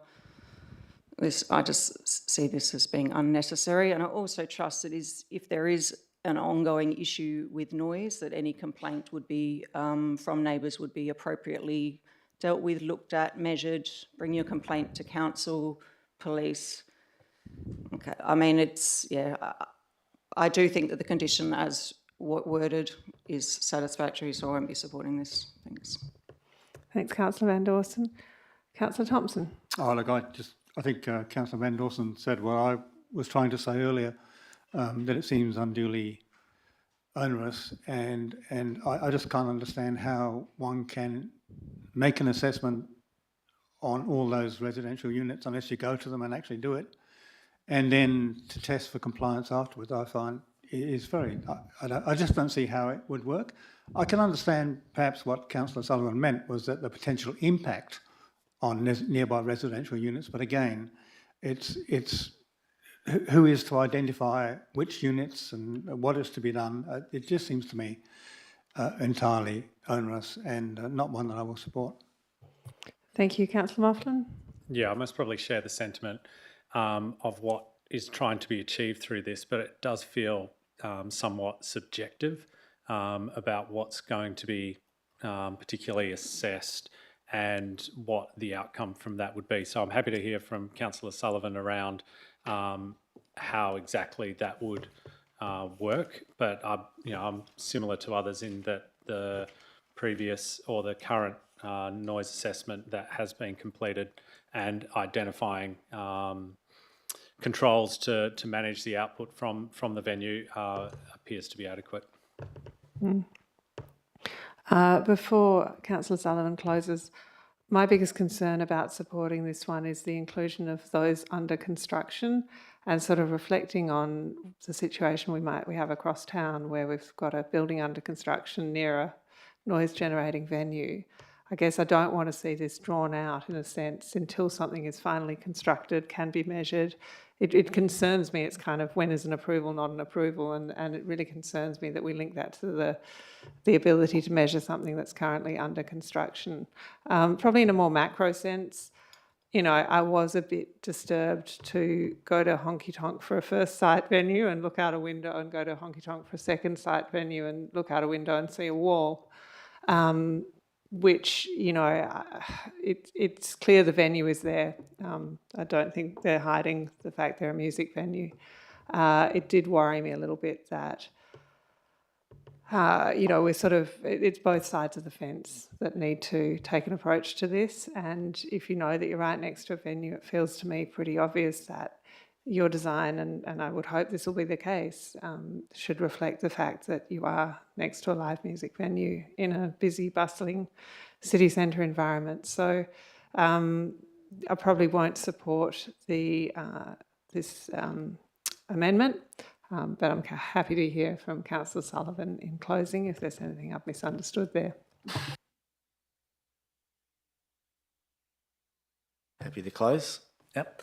Okay, I take all that into account. The reality is, as a planning authority, we could almost take absolutely no regard or have absolutely no regard to the requirement for acoustic abatement. We could simply say that's under another piece of legislation. It's up to the applicant to get that right, and if the neighbours get affected, then it's up to them to complain about it and shut the venue down. That's not a particularly good approach at one extreme. Some of you have suggested this might be going too far the other way. The reality is our officers do a pretty thorough assessment. What they are relying on is an assessment from an acoustic consultant of the applicant to try and convince us that in general terms, it will probably be okay if we do X, Y, and Z. Don't always get it right because there's a lot of assumptions, as I said, that are made. So the reality is the applicant or the acoustic consultant does try to assess all of the nearby properties. That's part of the way the assessment occurs. What they haven't done in this case is incorporated the units that are under construction next door. Now, I can kind of understand why they didn't do it, but I'm also aware that those units were approved in 2018, well before Honky Tonk was there, and those units have been delayed in construction because they've been in court arguing over the fire escape location, and they've had to change their design. So, there's been no shortage of understanding by the landowner and presumably by Honky Tonk that these units were already approved and they were trying to build them. So I think it is reasonable that the acoustic consultant should have looked into that. The level of change might be almost inconsequential. The window that's now blocked up will probably have to have some acoustic work put into it. Nothing big. In terms of the other matters, the acoustic report already had an addendum to it, it already had, if you like, an additional information that was provided. I would have thought when our officers were saying that, they need to submit a final combined report, that it would include that additional information, that the officers were actually seeking a final version of it, and this is just trying to deal with that a bit more. There's been a lot of conversation through the whole process as to what is the right set of influencing factors to set for this type of thing. It would be good for our staff to basically be able to sign off saying, these are the ones we think are working, because it is our staff that are having to go out there and do the testing subsequently. So if all the parties agree, okay, these are the influencing factors that need to be applied, so when I go and measure sound in the future, I know what level is acceptable and what's not acceptable. And all of the parties have basically come to that conclusion because it's been signed off on. So that's what this is really trying to do. The last bit about testing for the compliance is really giving prior to, it's trying to avoid the scenario that the consultants think they've got it right, the owners have done all the work, so they think they've got it right, and there's still something not working. Better to get that sorted out right at the beginning, rather than in 6 months' time or 9 months' time after everyone's had to go through the agony of a lot of complaints. That's what happened last time. I'm just trying to avoid that. Now, the reality is if you don't endorse this, that's absolutely fine, because all it will change is the amount of angst that may or may not happen after this is built. This is trying to avoid the angst. Doesn't really matter. Probably matters to the residents, probably matters to Honky Tonk if they kind of like, get told they can't do something for 3 months until they get something sorted out. This is just trying to avoid that. All right, we'll put this one to a vote. So all those in favour of the amendment? Councillors Graham, Sullivan and Moughlin, and against? Councillors Thompson, Van Dawson, Williamson, Wong, myself, Lorver and Archibald. So that amendment is not carried. All right, so that brings us to waste management. Last one here. So Councillor Sullivan, that's up on the screen now. And a seconder for that one. Move that. I'm very much looking forward to Councillor Thompson. This is the waste management issue. So he's retired from waste management. Seconder for this one. All right. Looks like I'm seconding this one. Off you go, Councillor Sullivan. Look, this is in two parts. This is a follow-on from what I said previously about us not authorising things in a right-of-way that we don't have the authority to authorise. And the second thing, which is something that you've heard me go on about relentlessly as someone that's lived, worked in the CBD for over 40 years, on and off, that we need to do better in terms of waste management out there in the community. And, I had to endure the back of the Navy Club, the back of the backpackers, and the amount of waste that was always out there in the street. This one's not as bad, but as I've said many times, we need to get the council and the city officers to come up with better approaches. Now, if we scroll down, probably the more important bits in the advice note, the reality is what I'm trying to say here is that the bins shouldn't be located. We shouldn't have approved the bins in somebody's right-of-way previously. We should never be doing that unless we've got all of the people who have rights to that right-of-way agreeing that they forfeit those rights. But more importantly to me, because they're not my rights, they're someone else's rights, more importantly to me is we need to clean up these right-of-ways. Now, I absolutely acknowledge that Honky Tonk's bins are well secured and they're locked and they are probably the best bins that I've seen in a laneway for a long time. That doesn't mean that they should be in that location. I also acknowledge that the neighbours, as was said, have all their bins in an absolute degree of chaos. But partly that is because the building that's going on there has temporarily meant that all of their bins are out in the laneway. And that building that's being built there at the moment actually has a large bin store on their own land, on their own property, that will incorporate all of the bins and will pull all of those bins in from the right of way. Now, I can't be certain that some of the other landowners around there aren't also kind of part of the problem, but it appears to be that most of the problem is coming from 85, and that's because they're under construction. It's a construction site.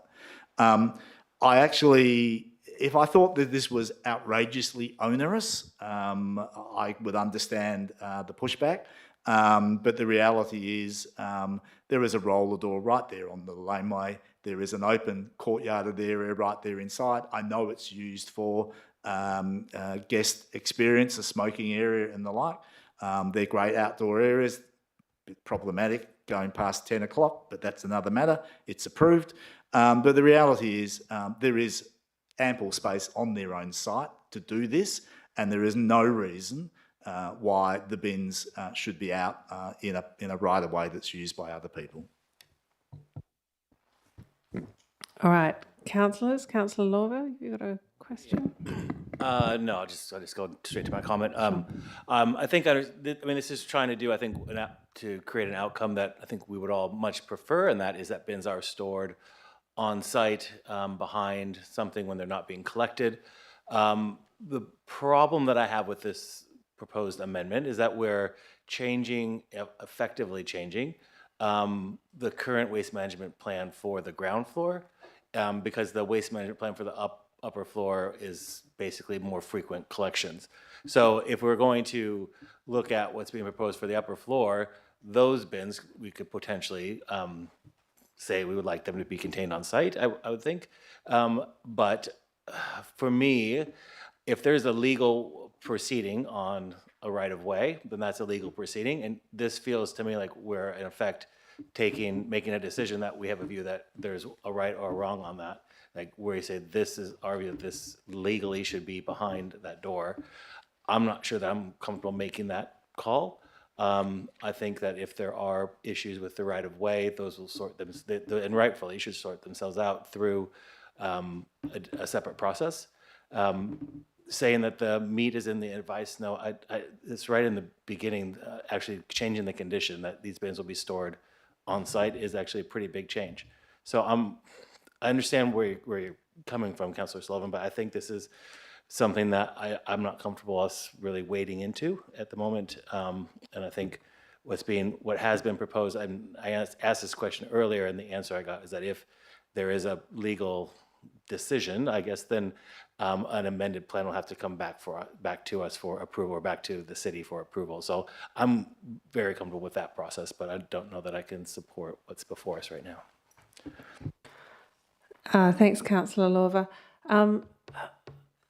I probably just, maybe it's a question for the manager, just to clarify the current situation with bin storage, because I heard what the proponents said, but what is the current arrangement with the bin storage that we're aware of?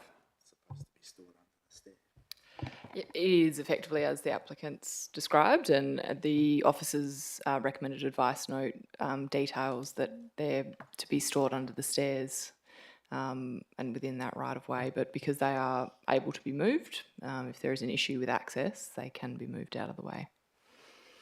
All right, thank you. Councillor Williams-Wong. Thank you. Sorry, I'm just reading my notes. I mean, my first thing was Councillor Lorber, careful, we haven't had real legal advice, so let's not jump the gun and say that we know what's going to happen if something was to happen. And I think, taking my law hat off, I agree with your comments in terms of requesting as a condition that the bins be wholly contained on the lot is quite a big call for us to make. We're not in, we haven't had advice from the applicant as to whether that's a possibility, what that would look like, where that would compromise other space on their site. I'm not necessarily comfortable with it going in as a condition. I'm happy for it to go in as an advice note. I agree with Councillor Sullivan that we tend to have a problem where there's bins kind of everywhere, and that may not necessarily be honky tonk, but we would like to start setting an example, I guess, with other venues as well, that we don't want to see bins just left on the street, and we don't want to see open bins just left in right-of-ways.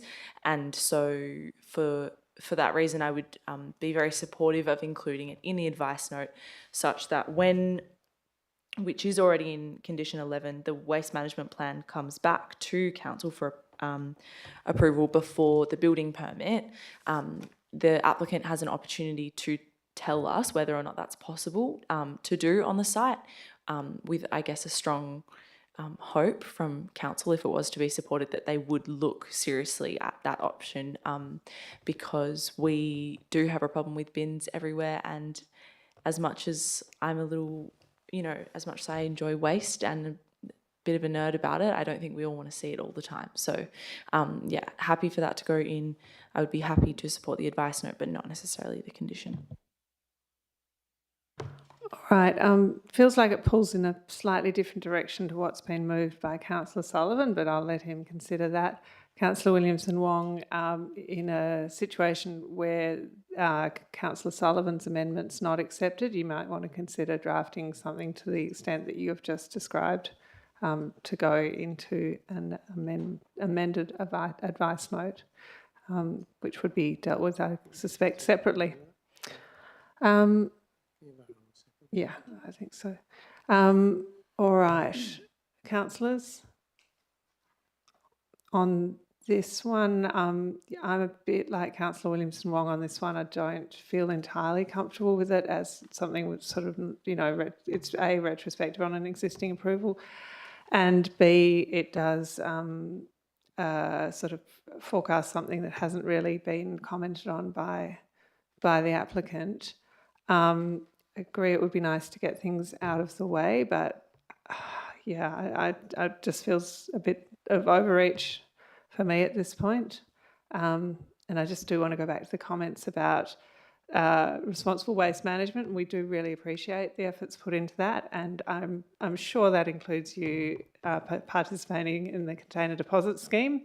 And if it doesn't, and if it does, please tell all the other venues, and if it doesn't, please get on board. Councillor Sullivan, did you want to close on this one now? Yes, if there's no other speakers. It is complicated.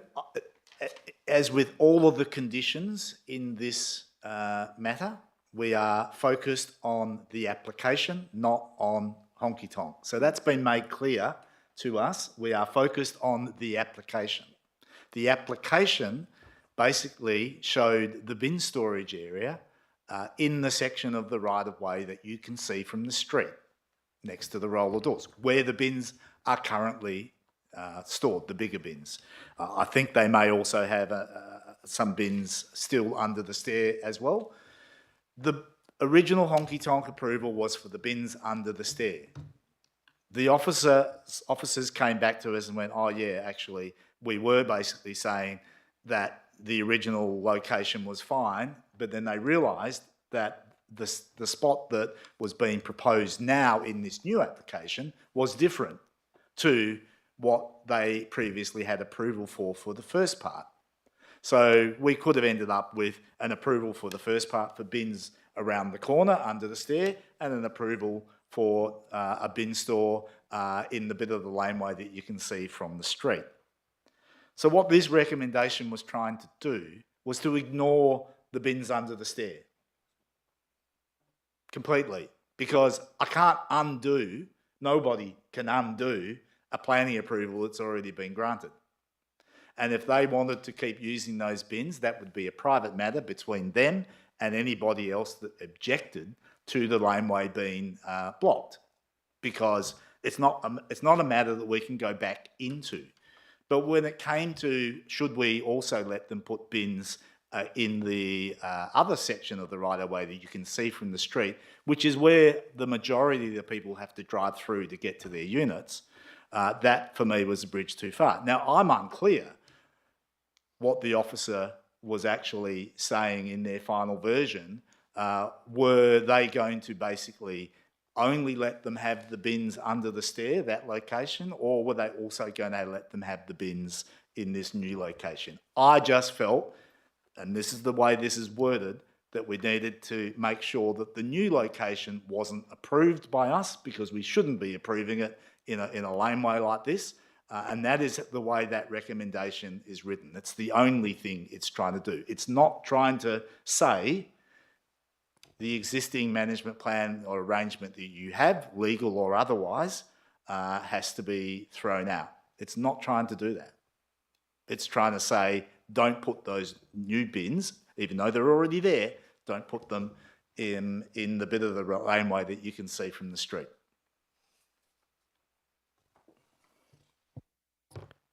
All right, I'm going to put this one to a vote. So all those in favour of this amendment? Councillors Sullivan and Graham, and against the remainder, so that amendment is also lost. Councillor Williamson Wong, did you want to draft up something for the advice note, or? Yes, happy to do that. I mean, really the intent is just that when the applicant bring back the required waste management plan, they give consideration to a space for bins on their site, however you want to word that. Storage. Bin storage on their site. Yeah.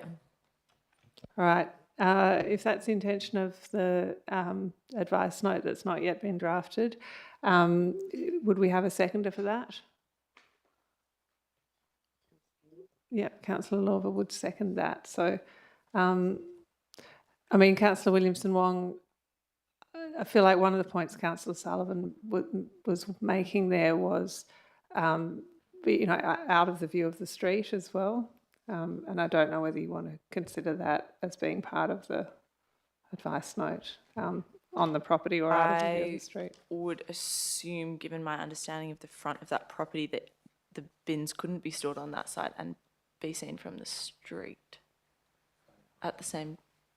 So, okay. Yeah. I mean, yeah, the intention is really just that they consider whether it is possible for them to put the bin storage on the site and to demonstrate that thinking in the waste management plan.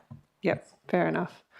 All right, we're getting an amendment on the screen, and we'll just give it a minute. I assume there's no one else who wants to speak on what we think this is going to look like.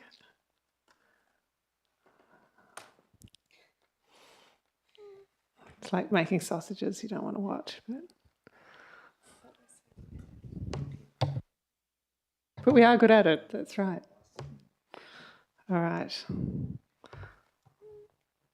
Okay, that was simple. So Councillor Williamson Wong, you're happy with what's on the screen? Councillor Lorver, you're happy? All right.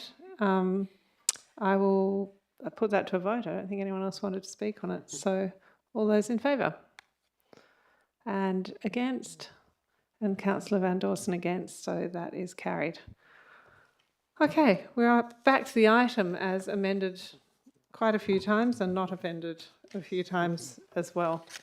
All right, I imagine a few of us want to speak on the item in general. I do, so I might speak now. I think Councillor Lorver, you were the original mover, so you'll be the person who closes. I think this is a quintessential Fremantle dilemma and one that we're going to continue to face. We do have a desire to have more people living in the city centre. Everyone who operates a Main Street shop or just wants to be part of a busy community or wants their favourite cafe to stay open tends to agree that density is really important for us. It shouldn't come at the expense of the live music industry because that's part of our heart and soul and it's who we are. And the two things shouldn't be mutually exclusive. And I think about the roots of our live music industry and, they were actually in the affordability of Fremantle and the fact that there were, plenty of share houses in South Freo where amazing songs got written and bands lived, played, and developed their talent. So it is part of our cultural heritage, if you like, to have a live music industry. But it thrives when we have a dense and diverse community around it. So it has to be on both sides of the fence that we respect this. Now, what I'm seeing in this case and why I support this approval is an operator who's genuinely, and a landlord who's genuinely taking this stuff seriously. And we've seen that with, you know, already a few things where there's been issues and those issues have been rectified. So I feel fairly confident that this is the way forward. It does bring up for me a more macro issue though around, you know, this is not the first time this sort of issue's been in front of us, and it won't be the last time it's been in front of us. And while we're talking about an approval for a property next door that was done in 2018, the realities of 2024 are different to 2018. Whether we need to codify this better and whether we need to go down the path of, you know, St Kilda that has a live music precinct, noting that that was a policy in 2023 there that still hasn't made it through into planning law. So it's not an overnight fix.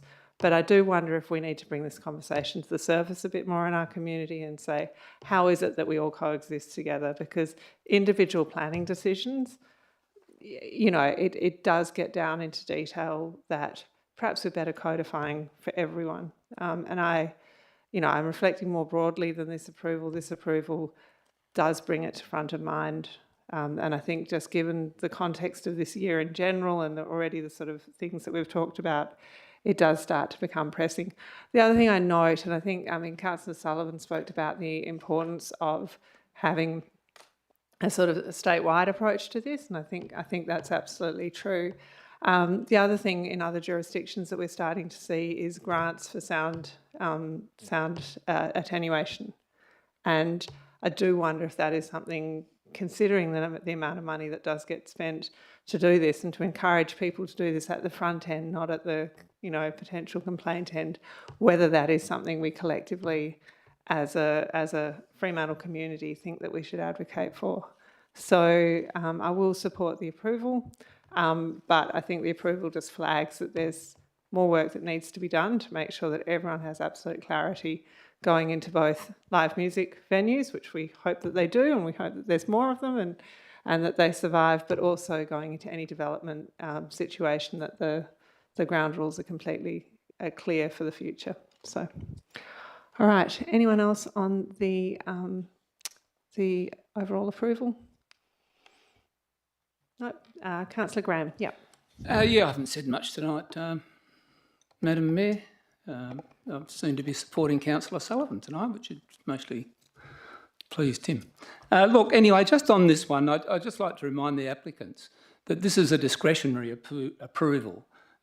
This was an approval of, well, hasn't been voted on yet, but it's looking like it will be approved, of this council. So therefore, don't take that lightly. And I've heard all good reports about you tonight from a number of people, and that's great. But it is your duty to continue on to be good citizens in the centre of Fremantle and respect the adjoining neighbours who have genuine noise amenity concerns. And so I'd just like to remind you of that. And just a little bit anecdotally, a City of Fremantle property, the Fremantle Park Centre, which is the bowling club Fremantle Park, when we're talking about noise, that is set at 83 dBs. Now, I would have thought that's in a more of an area where we could go a bit higher than that. It was set by the Liquor and Licensing. So you're getting 85 from council here tonight. I'd be very pleased with that. Liquor and Licensing could come in and shut you down to 83 as well. So just be aware of that. And it's what the problem at the Park Centre is. The manager gets many inquiries from bands, and as soon as they hear that there's an 83 noise limiter, the bands just walk away. So a building that's costing this council a lot of money can't make money. So anyway, just a little bit of an interest, I thought. All right. If there's no further speakers, I'll go to Councillor Lorber to close. Yeah, I'll keep this brief, and I think you know, we do have this approval before us tonight.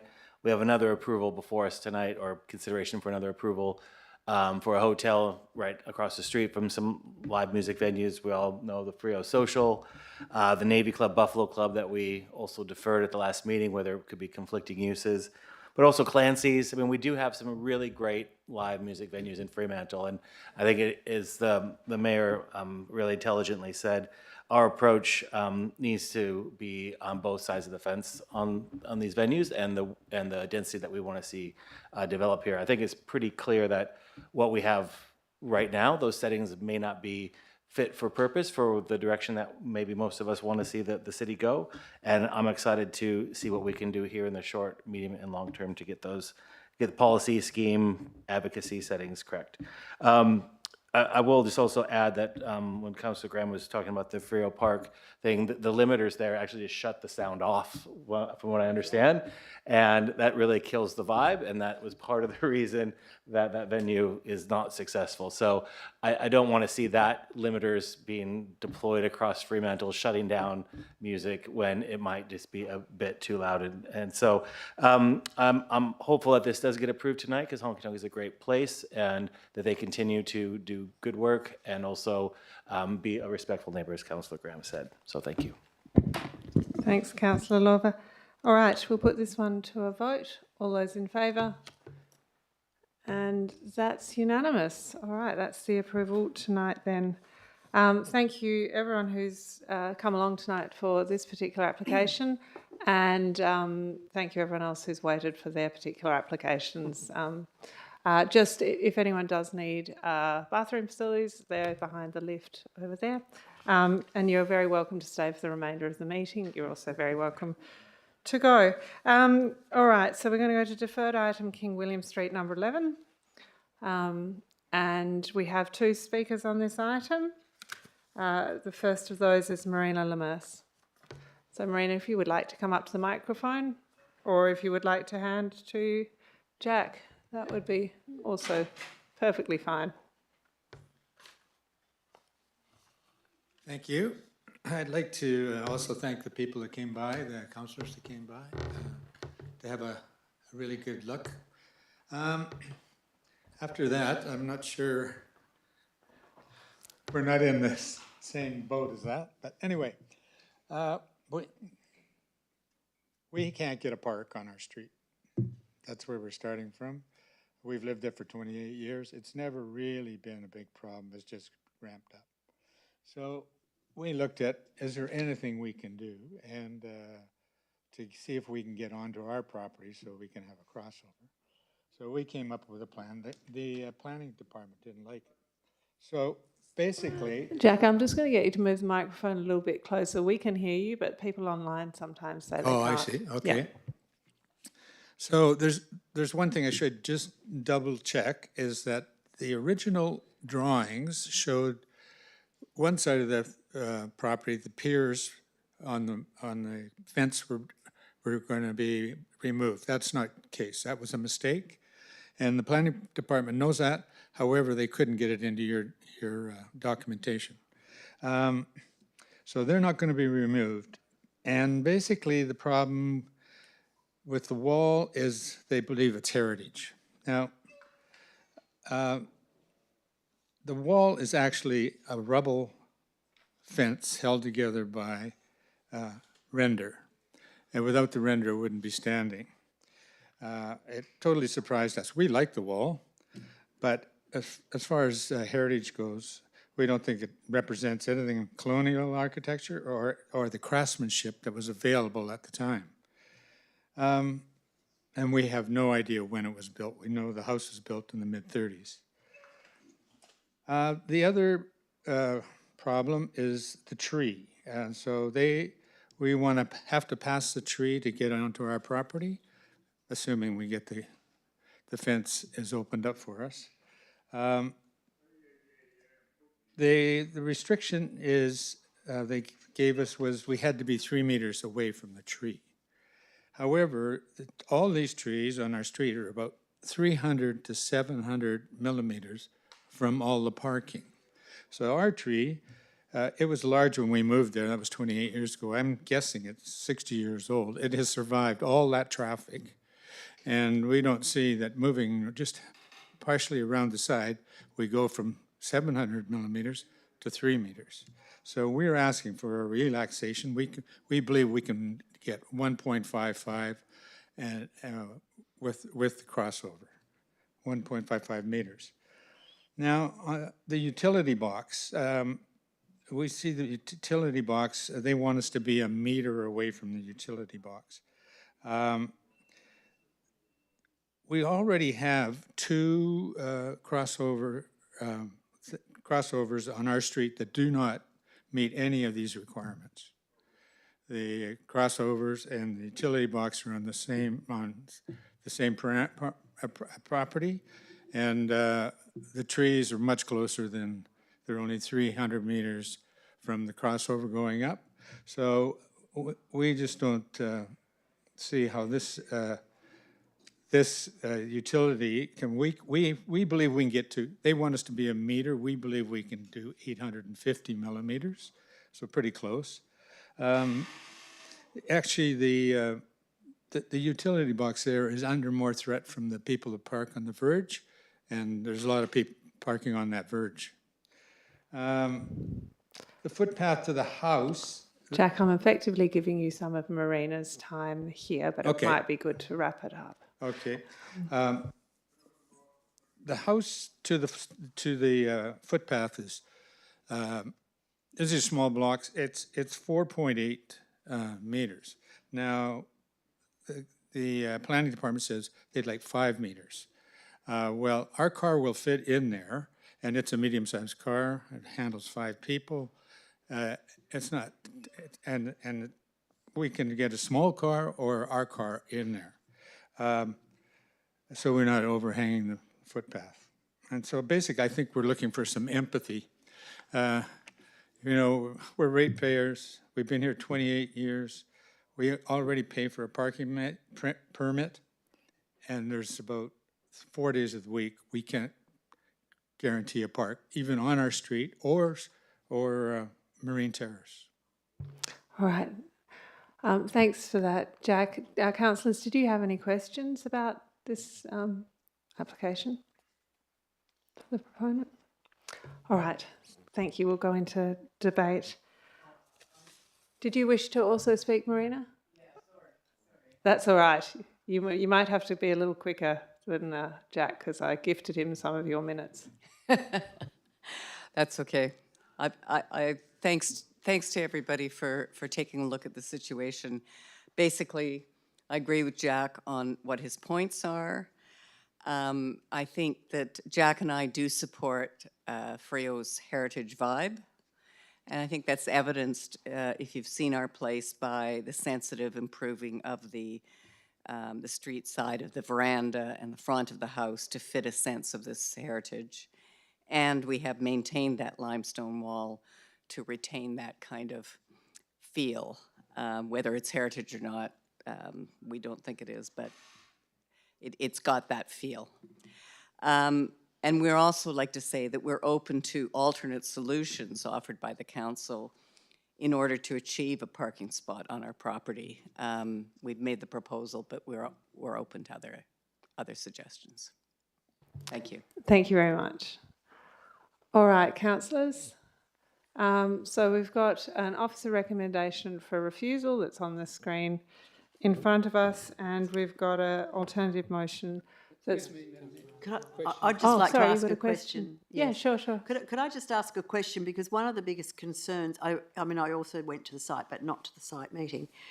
One of the questions I would have is, you know, that can you actually fit a car on that site without it overhanging the footpath? Because, you know, it can't overhang the footpath. So that's one of the questions I would have.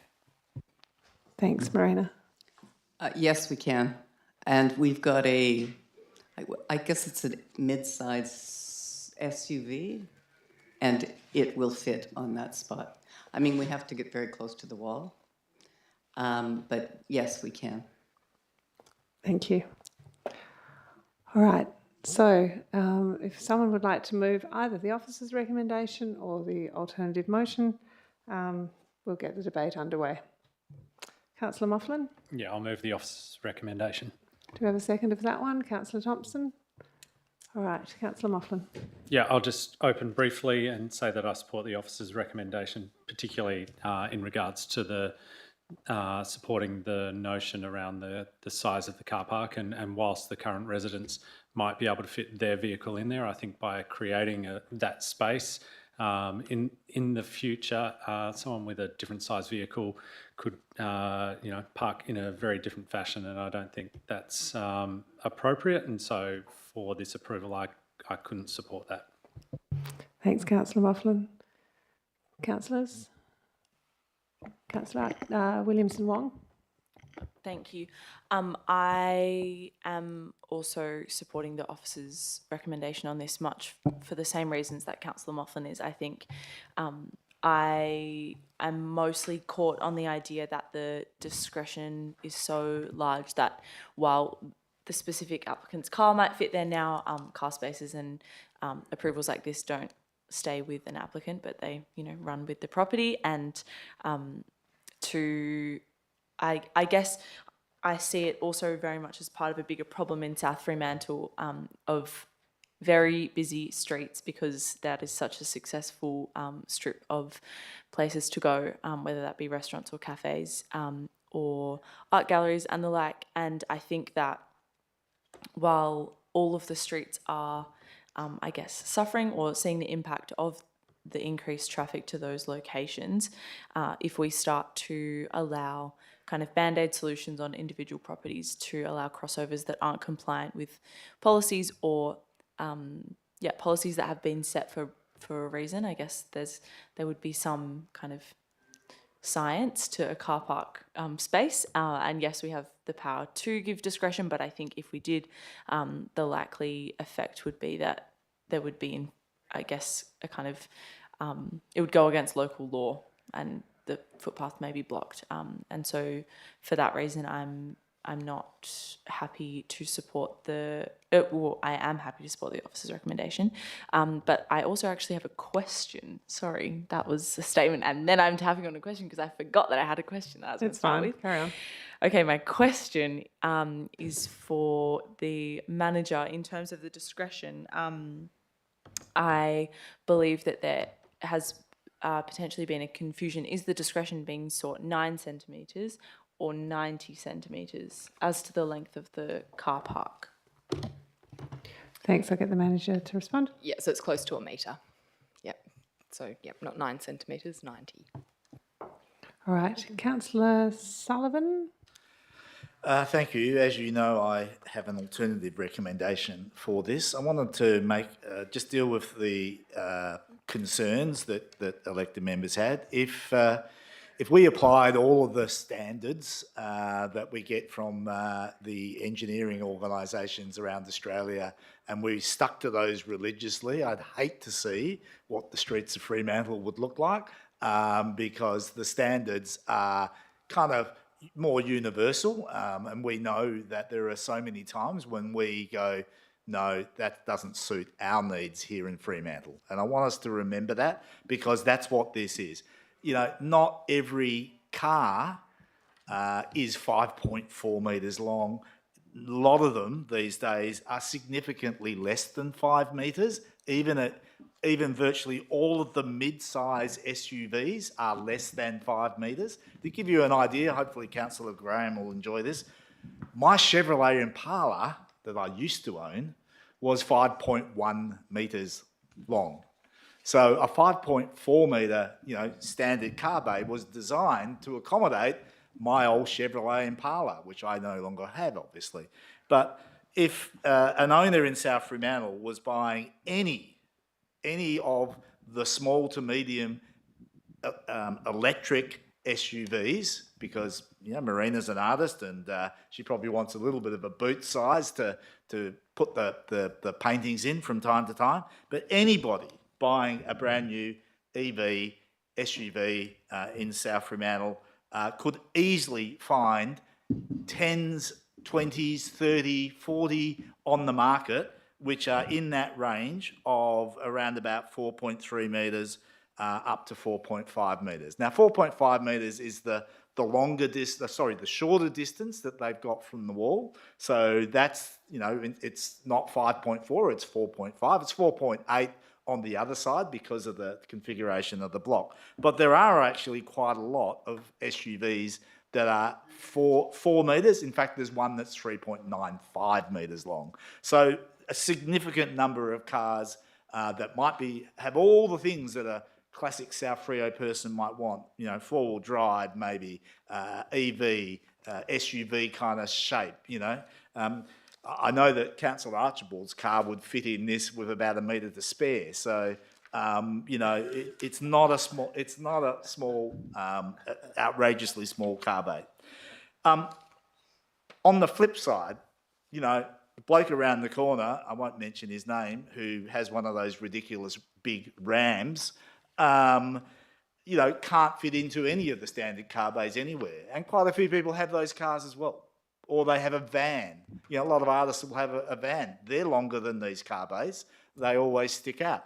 The point is, not every vehicle will fit into even a standard size car bay. So why are we so fixated that it must be a standard car bay? What you're worried about is irresponsible parking where someone hangs over the footpath. Well, I can tell you that already happens with vehicles which are 4 metres long.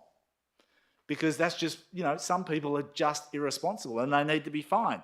But that's not a reason to deny this applicant the opportunity to put a reasonable sized car, the sort of car that we as a council would be encouraging them to have if they're going to own a vehicle, onto their property. And how the hell are they ever going to buy an EV if they can't charge it, if it has to be parked out in the street? All right? So that's the consideration. They have gone to a lot of trouble to demonstrate that they can increase the distance between the tree and the thing. It's already covered in concrete. They're lifting up the concrete and modifying it slightly and putting the concrete back so that it comes down. The chances of doing damage 1.5 metres away from that sort of a tree, which has a taproot, because that's the type of tree it is almost nil. And they're incredibly hardy trees. And it hasn't been there 60 years. It's probably only been there 45. Because there were no trees in South Fremantle when I bought in. Absolutely none. Not a single one, I don't think. The other thing I would say is I've looked at heritage walls, for half my life, more than half my life. I have no idea when that wall was built. I can't imagine how anybody else can tell me when that wall was built.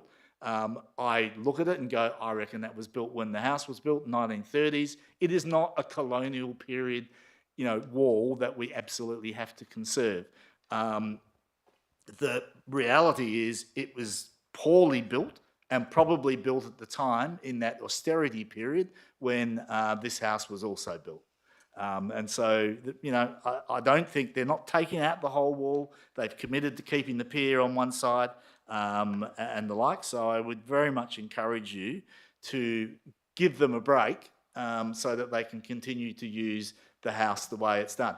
Or they can just park up on the verge like everybody else does.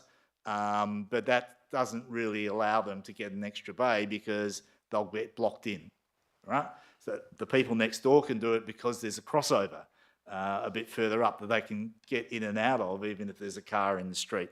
I just urge you to use some common sense and to make it a little bit easier to live in these streets. There's already restrictions in terms of how people visiting the area, how long they can stay, and it's still not fixing the problem of being able to drive home and get a car bay in your street and not have to park on Marine Terrace around the corner and leave your car down there overnight, which I know I've had to do on regular occasions because I don't have a car bay in the very next street.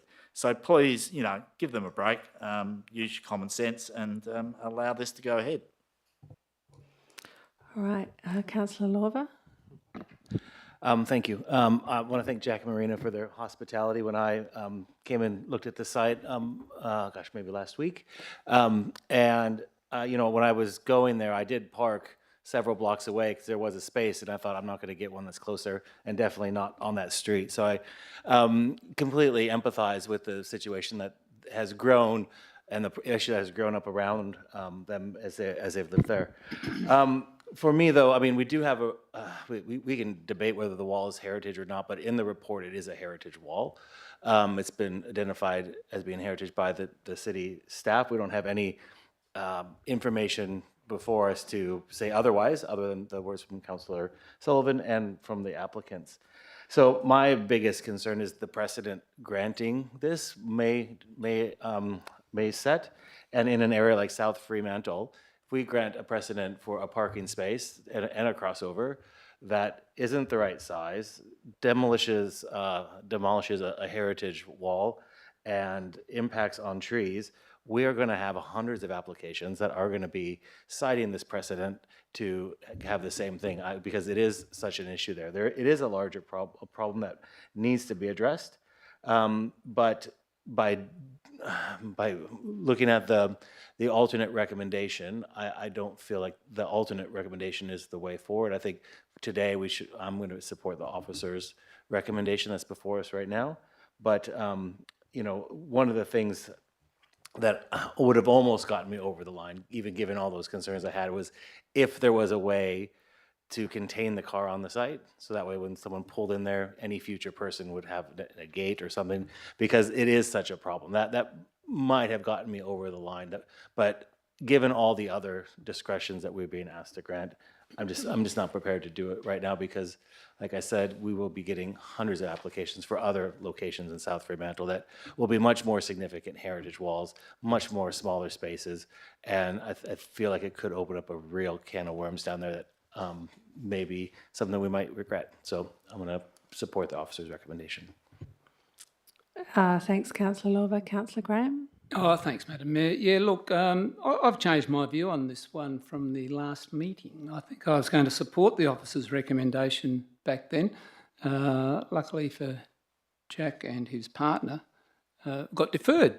And it's given me the opportunity to go down there and have a look, have a chat to Jack, have a walk around King William Street.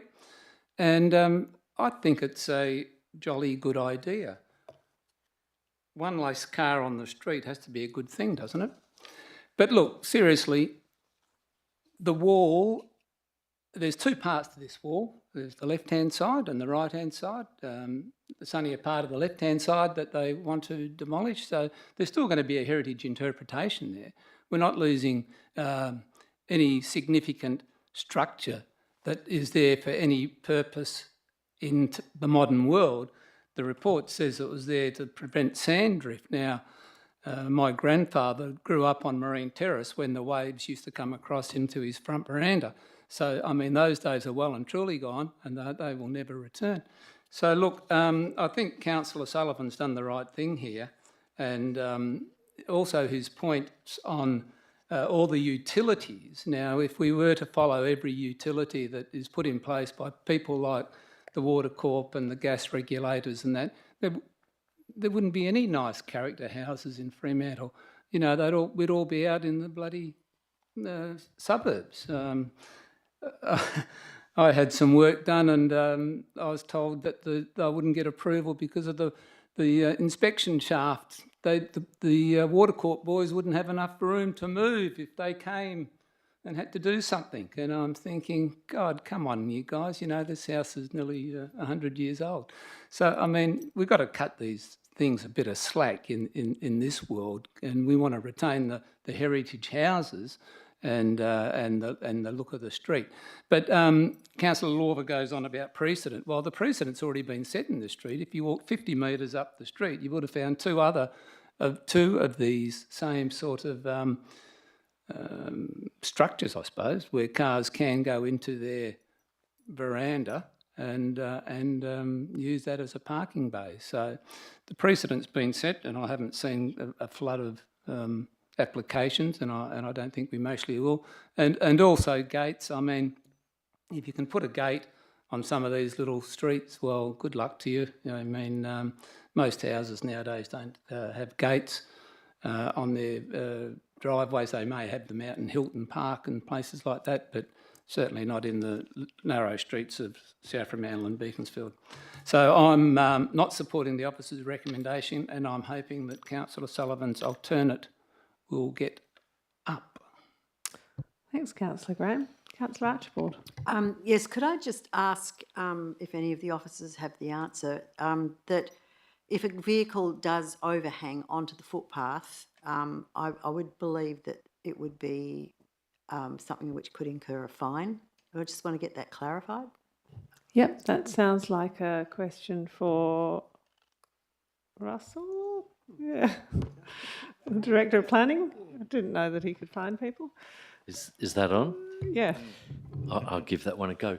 I think it would come down to the severity of it. I mean, as it's been pointed out before, there'd be a lot of minor non-compliance of cars hanging out over footpaths, but with a bigger vehicle on this block, if it goes, nearly a metre across and someone who can't see it, for example, goes into the car and suffers injury, it would be certainly something our compliance guys would follow up on and issue some form of notice. They wouldn't be rushing out there for every small inch. It would be doing nothing but that. So it would be on case by case. Thanks, Thank you. to the Director. Just to could I just- clarify, I believe it is covered as an infringement under the local law, and it would be a few $100s usually. Thank you. I just wanted to ask the question so we could get the answer in the discussion here tonight, because I'm aware, having parked my vehicle a bit over a footpath once, getting a fine, but that was in our adjacent city of Coburn. But if the same, I would imagine, exists here. So I just wanted that to be in the public space so that the applicant is very aware that if this was to be approved tonight, that the vehicle would have to be off the footpath and on the property. But the I will be supporting the alternate rec tonight because I feel that we were in a space where we do want people to be able to have, in the future, electric vehicles and the like, hopefully smaller vehicles so that they can easily fit on smaller spaces, and that way the vehicle can be charged up. There's no garage or anything to these properties, so I think it does make sense to enable people to put their vehicle on their site where they can actually get charging capacity and that sort of thing. So I do hope the tree does not need to move, and I just ask the applicants to make sure their vehicle is not over the footpath because it will be something that can incur a fine. And my vehicle, I'm afraid, is not the one that Councillor Sullivan's thinking of. It won't fit on that site, so it's a bit bigger than that now. Thank you. Thank you. All right, I'm not seeing many more people who want to speak. I'll just explain why I won't support the officer's recommendation. I have been really line ball on this one because I am worried about precedent and various other things. There's a good argument, and absolutely I can see why the officers have recommended refusal. I don't think they had a choice. I think that, to comply with all the things we need to comply with, they've absolutely done the right thing here. What I struggle with is the as-built reality when you walk up and down some of these streets and some of these heritage parking spaces, for want of a better word, would meet none of these specifications. And because of the heritage nature of the houses, it's very difficult, unless you're building something new, to meet these type of specifications. We do not currently have a situation where we can tell you how you can charge an electric vehicle if you do not have a on-site car bay. We need to do that work. It's underway, but it is, increasingly a problem in small streets and streets where people don't have off-street parking. So in this instance, I am comfortable with not supporting the officer's recommendation, and should it get up, I would support Councillor Sullivan's alternative motion. All right, Councillor Sullivan, no, who moved this? Councillor Moughlin, did you want to close? All right, I will put this one to a vote then. So all those in favour of the officer's recommendation, Councillors Thompson, Moughlin and Lorver, and against? Sorry, Councillor Williamson-Wong as well. And for? Sorry, what am I saying? Against the officer's recommendation. So councillors Van Dawson, Sullivan, myself, Archibald and Graham. So this is lost. So councillor Sullivan, you have an alternative recommendation. Thank you. I'll move that. And we'll have a seconder from councillor Graham. And I'm assuming we don't need an awful lot of debate unless anyone thinks anything needs to be added in from the previous discussion. So I just wanted to point out that the revised sketches are actually the plans that are the subject of this, and there is a note on there saying that that pier on the eastern end is to be retained. So that is what this planning approval is for. So I checked that with the manager, and she's agreed that we don't need to add anything to it. And the only other thing I would quickly say is while I knew the length of all of those SUVs, because I researched them, I never actually got around to researching the 5.914 metre long Ram before you even put the tow bar and the bumper bar on it. So when you put all that on there, it'd be around about 6.4 metres. It'd hang a metre out over the footpath, and they would hopefully get a $200 fine. And the last thing I would say is you might remember that I encouraged us to put the fine up for that exact offence in our fees and charges some time ago, because I considered it to be an offence that really needed to be punished because too many people were already doing it. And as I said before, I've already seen lots of very small cars do it. It's not about size. It never is about size. It's actually about the behaviour. Thank you. Councillor Lorber. Just a question. I'll support this now that this is the one that's before us. But on the advice note, shouldn't it be, I mean, the tree isn't to be removed from what I understand, but shouldn't it be if the tree is removed that there needs to be 2 trees planted? Or does that not meet the definition of a regulated tree? Do you want to answer that, Manager? The regulated tree policy applies to trees on site, so this is in accordance with the city's council policy. So we would have to would follow the policy requirement if that tree has to come out. So to be clear, you're referencing the tree on the verge here. I believe. So it's our tree. Yeah. I believe the tree policy extended to cover trees managed on city land as well, when that policy was adopted, and it also was extended to include industrial land. So can we just maybe not say 1 tree, just say it'll be per the policy? Would that be all right? I mean, I don't think the tree is going to be removed anyways, but just for consistency, yeah. All right, I'll let you guys substitute that. All right. Councillor Sullivan, did you wish Look, I let the staff draft this, and I must admit I wasn't all that happy with the advice note. I'd rather the advice note was actually the applicant is encouraged to retain, the street tree retention is strongly encouraged. And I think that would give a better clarity. It's an advice note. If for some reason the tree has to be removed, then the normal process would occur. Yeah, the policy covers it regardless because it's policy. So are you saying you would prefer the advice note just to say the retention of the street tree is encouraged? Yes. All right. If the second is comfortable with that, yep. The advice note should, yep. Yep. I mean, the policy exists. Yeah.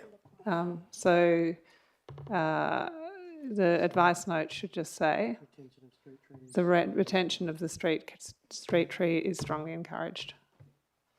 Thank you. Okay. We all good? All right, I'm going to put this one to a vote, I think, am I not? All those in favour, and that's councillors Van Dawson, Sullivan, myself, Lorber, Graham and Archibald, and against that's Williamson, Wong, Thompson and Mofflin, so that is now carried. So that's the approval tonight. Thank you. Okay, that's 2 items done, guys. Yoo-hoo. That's going to take us to Queen Victoria Street, on which we have only 1 speaker, I believe, who's been very patient. And that is Sorry, I'm just checking your name, but you could come up to the microphone if you wanted to. I think it's Darren Payne, is that correct? Excellent. So you've got 3 minutes to tell us about your proposal, Darren. Nope, it seems to have decided not to be. We'll just check that. David's coming. There we go. Hey, welcome. Yeah, just thank you. I'll be quick. Just wanted to thank you for considering the application and also the way the officer presented it.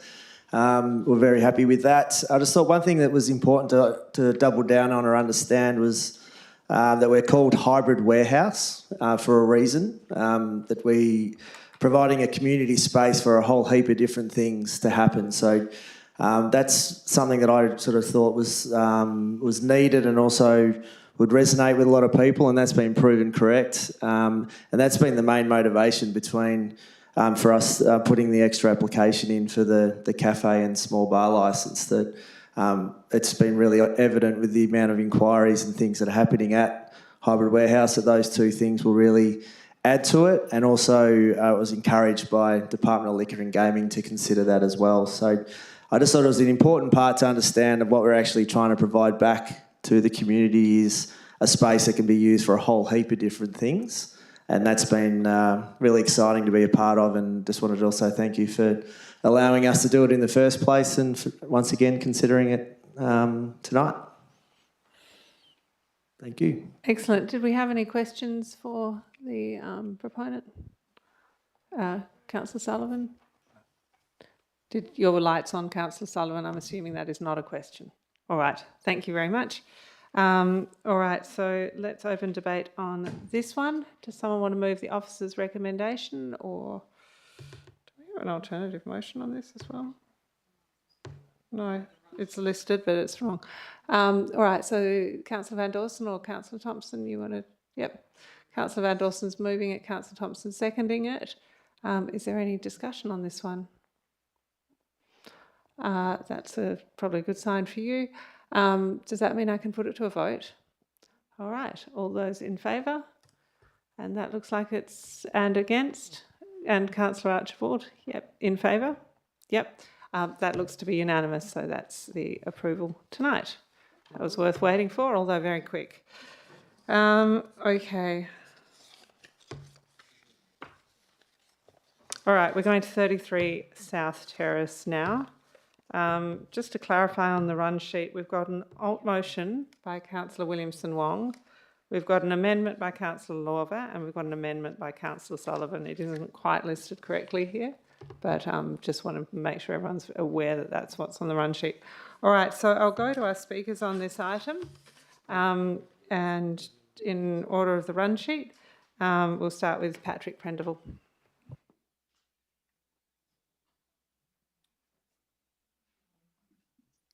Thank you, Madam Mayor and councillors, officers. I'd just like to perhaps give a bit more background on this proposal and a little bit more information to what you have in front of you. We purchased the property 4 years ago with the intent of building a large format entertainment venue. And we operated there for a year, and it was pretty clear to me that that particular concept was never going to work, and the risks were high. South Terrace that particular part of South Terrace is simply not getting the numbers of visitors required for investment. You know, there's a lot of other areas like South Fremantle and High Street and the West End that are brewing fantastic little offerings, unique, while that particular part of the cafe strip is really suffering and floundering. And this is the reality.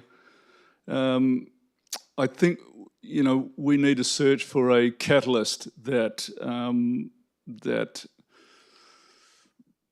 promotes investment. And certainly the additional entertainment venues, a big venue, I don't think was going to do it. In Amsterdam 24 months ago, I came across a successful accommodation chain that specifically catered to the millennials and their desire for high quality communal living to carry out their work and to socialise, and at a price that didn't break the banks. The urban hotel is the result of 24 months of planning and discussions with industry leaders, with the DAC and with city officers to create a building that we believe respects its surroundings, and it also is potentially a catalyst to further investment in that particular area of the Strip.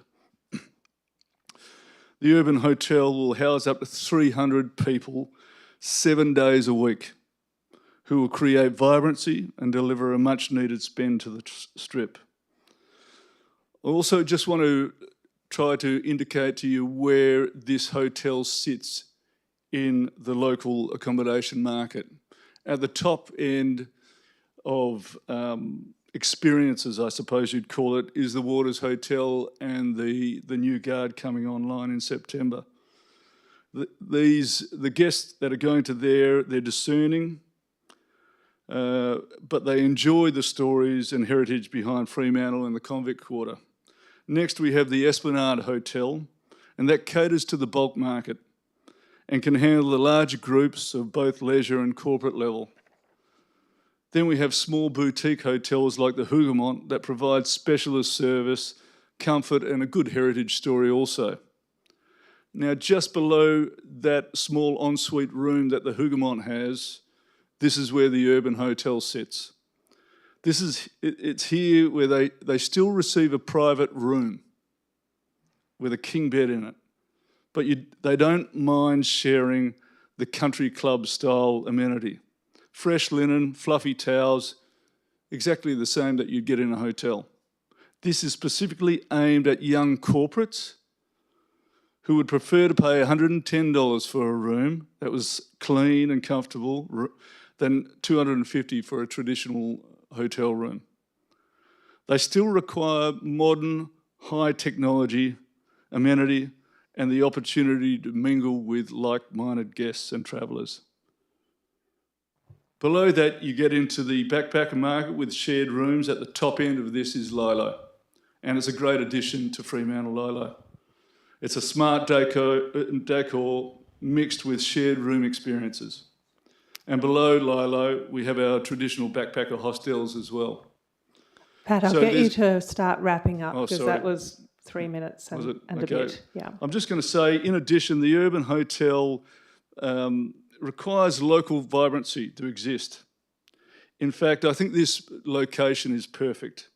It is exactly where they want to be to take advantage of Fremantle CBD. And when combining this with the development of the old Hungry Jack site, the Sporting Globe and the Essex Street Lilo development, and potentially the Piazza renovations, I think we've got a real opportunity to reinvigorate this area. So just closing off, I'm hoping that we create a cosmopolitan mix of corporate and leisure travellers, not just an entertainment precinct, somewhere, not just Saturday, every day, utilising all of the offerings of Fremantle. So I ask for your support for the recommendation. Thank you. Thank you. Our next speaker is Michael Benson, and councillors, I'll ask you to hold any questions to the end of the speakers in case they get answered along the way. Thank you, Madam Mayor and councillors. Michael Benson, Director of Benson Studio, the architects on this project. If anyone has the opportunity to look up the City Hub Hotel that Patrick was just talking about through the Netherlands, it's worth looking at them because it gives you an indication of the style of accommodation. This journey we've been on for over a year. We've met with the Mayor and some councillors on site who accepted our invitation to come down and discuss the project. We've gone through DAC and we've responded to all of the comments through the DAC process, and we've worked very closely with the city's planners and the heritage officer, and I'd like to thank them for that collaborative approach. It's actually driven the project forwards, and we feel that we've created a beautiful, modern detailed building that respects the context and the heritage of Fremantle, and will create this bridge between in the streetscape, connecting the street and improving and adding to the vibrancy. It's a vibrant development that's in a city centre. It's a unique accommodation model that's not seen in Australia anywhere. It's also not the same as the other pod hotels that have been recently approved. The City Hub, you have a door, there's lockable, you have a king size bed or 2 single beds within it. You stand up in it, it's got windows to each pod. You have joinery where you can have your luggage stored. There's speakers in them, there's lighting controls. You have your own fan controls as well. So they're quite a different model. They're certainly not a backpacker model. The basement, we've through the DAC comments and elected members, we added, and the proponent client included a basement bar, which will be a really unique offering that helps to activate not only Essex Lane, but also it'll have access from South Terrace, and it creates a natural surveillance of that Essex Lane that we all know, late at night can become sort of a spot that you wouldn't want to walk down, but by activating it, as High Street has now been activated through places like Honky Tonks, it creates natural surveillance. The ground floor is almost entirely dedicated to guest experience. There are 7 rooms on the ground floor, but the rest of it includes libraries, co-working spaces, listening rooms, a small cafe that will help activate the street front, that'll also invite guests, outside patrons into the building. Pat can put on art exhibitions. There'll be an engagement with the heritage of Fremantle, and the people that are staying here are coming here to stay in a heritage and vibrant part of the world. And this is the exact type of person who Pat wants to encourage to come down. I'll make a quick point, and that is that there is an existing Western Power transformer in the basement, and that is driving an additional height to the facade. We can't relocate that transformer, and it requires a significant height access, and that's why the current building that's there is raised off the ground. We've worked hard to lower most of the ground floor, so there's engagement directly off the street, but I think that's worth noting.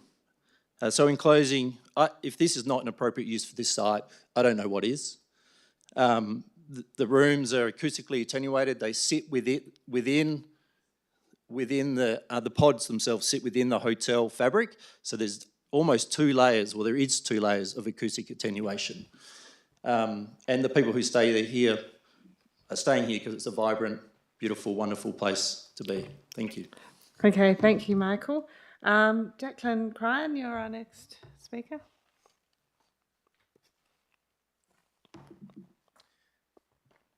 Good evening, elected members. My name is Declan Crehan. I'm a town planner from Urbis. Sorry about the pronunciation, Declan. That's fine. You were quite close. Urbis is representing the proponents for the 33 South Terrace development application. I'd like to start by saying that we're really pleased and happy with the recommendation for approval, the officer's recommendation. We obviously have the project team here tonight who can respond to any technical queries. So certainly if there's any confusion or anything around any components, particularly the pod and the way that it works, we're happy to respond to those tonight. And specifically if there's any town planning queries, I'd be happy to respond to those. So there are 3 key things I'd like to address tonight. Firstly, we'd like to highlight that there's been an extensive collaboration with the city's officers. This is a really tricky site, and in order to get the right outcome for the proposal, we've sought their officers' inputs and feedback. The city have engaged meaningfully and professionally with us. We've worked really hard to take on board their feedback, and we've responded in every way that we could.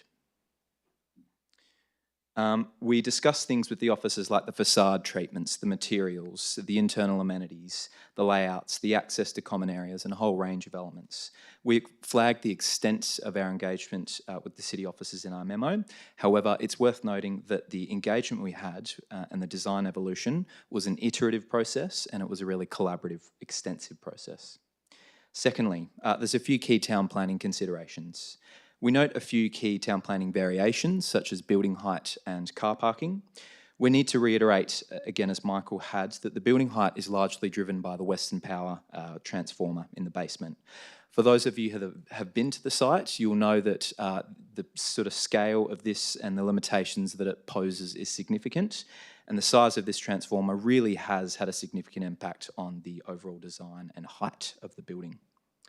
So the transformer powers much of Fremantle, including the hospital, and the relocation of the transformer, it's just simply not practical, so we have to work around it. I'll let the architect and the heritage consultant speak to some of the specifics of the design. However, the officer report confirms that the proposal satisfies the requirements of clause 4.8.1. It supports the building height. It recognises that the height does not have a detrimental impact to the area, and the height is therefore supportable. I won't linger too long on car parking, but we stress that the middle of the CBD is not the place for more car parking. Patrons can still access the site via public transport, rideshare and other means, and we firmly believe that the parking variation is worthy of support. And finally, the proposed land use. We recognise that the site is close to entertainment venues. Developments like this are important to support the Fremantle CBD and will provide the opportunity for visitors to be in the heart of Fremantle. I also note the small bar to Essex Lane, that Michael touched on briefly as well, and the activation of this lane. This is a great outcome for the site. Diversity of land use and opportunities for people to be located close to amenity, these are key town planning principles. We acknowledge that there's noise concerns in this area. It's a very real issue, as we've heard tonight, but with the design of the pods and the building, we think that this can all be managed through the conditions. So to summarise and conclude, we're really pleased with the officer recommendation to approve the development application. This proposal will reconnect the site to South Terrace and will improve the diversity of offering in the CBD, and we hope that you can make a positive recommendation to the DAP. Thank you. Thank you. All right, and Mark Beattie. Thank you, Madam Mayor and elected members. I'd like to also speak in support of the recommendation you have before you this evening. My name is Mark Beattie. I'm the Heritage Director at Urbis. I have had the privilege of being involved in this project from its inception, and I am also a member of several DACs around the city, including the City of Perth. And I draw on both those experiences to really express the exemplary outcome that we've got before us. It might not feel always that these projects are easily delivered, but this one has gone through significant design and various iterations, both with the City's Design Advisory Committee and with the willing input from the officers, who I commend in their collaboration. The contextual considerations of this proposal are considerable. You've heard about the Western Power facility that sits below the building. That fundamentally pushes the building up to a height which isn't typically allowed in this area. However, even with trying to constrain the height of the building to make it sit more comfortably within the height limits that you might typically expect, you're actually causing more of a negative heritage impact when looking at the adjacent heritage buildings nearby.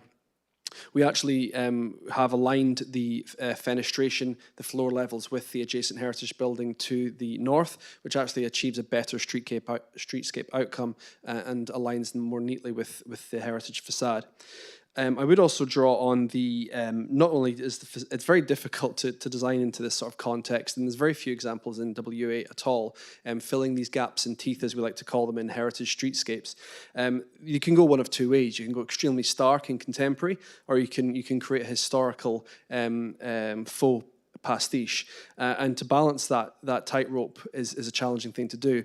I think Benson Architects have done an exceptionally good job at doing that. They've taken the traditional materials of render, brickwork, and they've applied them in a contemporary way. And I think by looking at some of the vertical and horizontal elements in the facade, you can see that's been applied expertly. Overall, this is a once-in-a-generation opportunity. I think the existing building on the site is there from the 1980s, and we now have a generational opportunity to fill the gap there and really improve the alignment of that streetscape in what is our premier streetscape in Fremantle West End. So I hope you are in support of the officer's recommendation tonight, and I'd be happy to answer any questions. Thank you, Mark. Councillors, did we have questions for any of the speakers tonight? Councillor Williamson-Wong? Thanks. Do you want Mark back now that he sat down? Sorry, I mean, it depends who wants to answer them. I have a question around the height and then a question around particular design, so I will run through both and then you can pick who would like to answer each. The first question is, I guess, a technical question. I hope that I'm missing something on the plans. In the application that we have in front of us, which I appreciate has changed since it went through DAC, the kitchen is now proposed to be in the basement. To be, from my understanding, that would service the meal areas on the first floor. From my reading of the plans, I couldn't see how there is access from the basement to the ground floor unless you go through the lift, which is quite a fair way away, or the common stair. And so I'm just wondering if there's a plan for how you would get all of the food upstairs. That's my first question. Right, we'll take that as the first question and then we'll come back to your second question. Thank you. Thanks, The kitchen is to service the basement bar.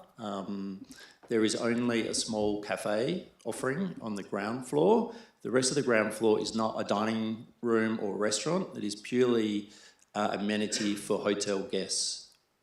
So the kitchen doesn't need... Thank you. It may provide muffins to the cafe in the morning, but it's not serving food directly to the ground floor. Perfect. So that is my misinterpretation of the plan. I assumed that the meal area would be part of an offering from the kitchen, but that's great, thank you. And the second question was around the height. The email that we got today said that the proposed height satisfies the requirements of 4.8.1.3, which refers to discretions for minor projections. And I just wanted to clarify which part of the building that is, or if the meaning of that email was actually 4.8.1.1, which is a general discretion. Right. Michael, you happy with that? I can answer this, the planners may want to jump in, but I believe that that is relating to the lifts, that minor projection would be the lift cause. Right. We could probably get a manager comment on that in debate as well, potentially? Yeah. Nope. Yeah. Okay. Yeah. Does that satisfy the question, Councillor Williams-Moore? Yes. Yes. Yes. Good. Thank you. All right. Councillor Lorber. Yeah, mine's probably a bit easier. I was looking at the fairly small public cafe that's on the ground floor facing South Terrace, and the drawings that all have al fresco dining. Is the al fresco dining envisioned to be accessible to the public at all times, or is like the al fresco dining in front of the guest cafe for the guest cafe, in front of the listening room for the listening room? I guess how do you envision that working? I might as well just stay up here. Sure. Yes, it is. The cafe was actually added late in the piece, and that was, we wanted to activate and in conversation with interested parties that it was a good thing to have more activation on the street, that it wasn't purely for guests only. So yes, the seating will be for guests and for cafe, which is the general public. I think that's also covered by our al fresco policy as well. Yeah. Great. Thanks for that, Michael. Councillor Sullivan. Oh, whoops. You might want to stay there, You Michael. might want to stay there. And I suspect I was the interested party, so thanks for not dobbing me in, but I will anyway. It was for exactly that reason of if you're going to have al fresco there, you really need to have a small cafe at least. Thank you for dealing with that. I'm making this comparison between the drawing that you provided to us before lodgement a long time ago that went to DAC and now has significant changes. And I just want to better understand from yourselves the process and the iterations, I guess, that you've gone through. So the first one is it started with a big restaurant. It now doesn't have a restaurant at all. It did start with a small bar, but now that bar activates the laneway. So changes like that. So I just want to get a bit of a better feel, and whether it's you or Pat that can answer it, as to the process of refining the iterations to where you've got to now and the improvements that have been made. So that's one lot of questions. The other one is, and it might be a different person to answer it, is what is the acoustic performance of the pods themselves? So is there a requirement that not only says you have to have acoustic performance of the building, but also between each pod, because obviously the pods are bedrooms and they're stacked on top of each other and whatever. Are they themselves got acoustic requirements over and above just what the building itself has to have? I'll answer your second point first, actually. Yeah. So, no, there is no specific requirement because at this point they are not a sole occupancy unit. They are located within a sole occupancy unit, so similar to the LILO concept, but different to the LILO concept in that the walls are between 120 and 150 millimetres thick. They have insulation in them. There is a solid door with seals on it. You don't have connected air ventilation. You have your own independent air ventilation in them. Light switches will be more than 300 millimetres apart. GPOs, things like that. So it is actually a proponent-driven acoustic solution. Patrick is very keen that you are not in a room and you're hearing other guests. I mean, if somebody's yelling and screaming, you know. But as per a normal, the sole occupancy units, though, will have 50 dB requirements. When they back onto toilets and lift cores, they'll have a RTW 50 dB requirement, RTW, and they'll have a 30 dB requirement for the doors, but not, the pods have no specific requirement under the code. To clarify, so they're not required to under any code, but they actually have them because of the nature of pod design? Correct, right. Yeah. And to your first point, Patrick might want to come up and talk a bit more to that. But the process has actually, well, we've been working on it for over 12 months and Patrick's been working on it for over 2 years. But since we first submitted the original DA, which is actually in December of last year, there has been significant, well, that was for the DAC one. We have evolved the design a lot and that has been as a result of the feedback from DAC, it has been a result of further refinement in Patrick's concepts, and it has been a result of direct collaboration and feedback from the city's planning, heritage officer and planners, and also from councillors and other people, not just yourself, but other councillors as well, who have had input into what they would like to see on this site. So the restaurant was removed from the ground floor and replaced with more amenity for the guests, and that was a direct response to the DAC comments where they wanted more amenity for hotel guests, and so we included that, which is a great outcome. But that move was aligned with adding the bar to the ground floor, which sort of increased in size and now has access directly off South Terrace as well, and has the kitchen included in that. So whilst we took away part, and then we added the cafe as well. So that's one example. The facades and the heritage context and the way that we have worked through that is probably the most significant improvements to the design, and that has been working with heritage, working with our heritage consultant as well. And going through the West End policy, even though this isn't technically within the West End, we did quite a deep dive into that, a lot of research into the existing heritage context of Fremantle. We could have tried to design an ultra-contemporary building that was quite stark in this location, but we ruled that out through this process. It's been quite a rigorous process that we've gone through. And I believe that the design and the officer's recommendation and the heritage officer's commentary now is incredibly supportive of where we've gotten to.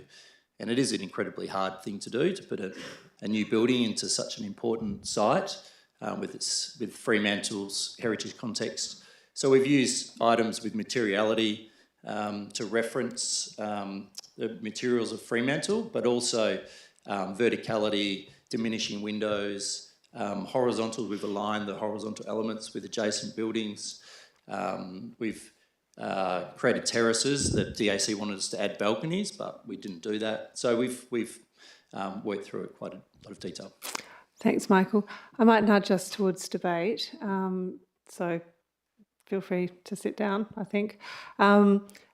Before I do that, we need to extend the meeting beyond 9 p.m, so I'll have someone move that we do that. Councillor Sullivan, seconded by Councillor Lawver. All those in favour? Yep, that's everyone enthusiastically. So we'll go back to this one. So if I've got someone to move the officer's recommendation, Councillor Sullivan, seconded by Councillor Archibald. Let's get into debate. Councillor Sullivan, did you want to open? Yeah, thank you. I know there's an alternative recommendation as well, and so I'll, in a sense, speak to the motion, but also speak a little bit against the alternative recommendation. This proposal, I think, is really exciting from my perspective. The thing that I particularly like about the proposal is the extent to which the people that will stay in this building will almost certainly have to utilise so much of the services that are outside of the building in terms of food and entertainment and the like. It's not the sort of hotel where you go in there and you eat your meal and you get room service necessarily and the like. It's the type of facility that attracts a lot of people into that part of the city, whether it's on a weekend or a weekday.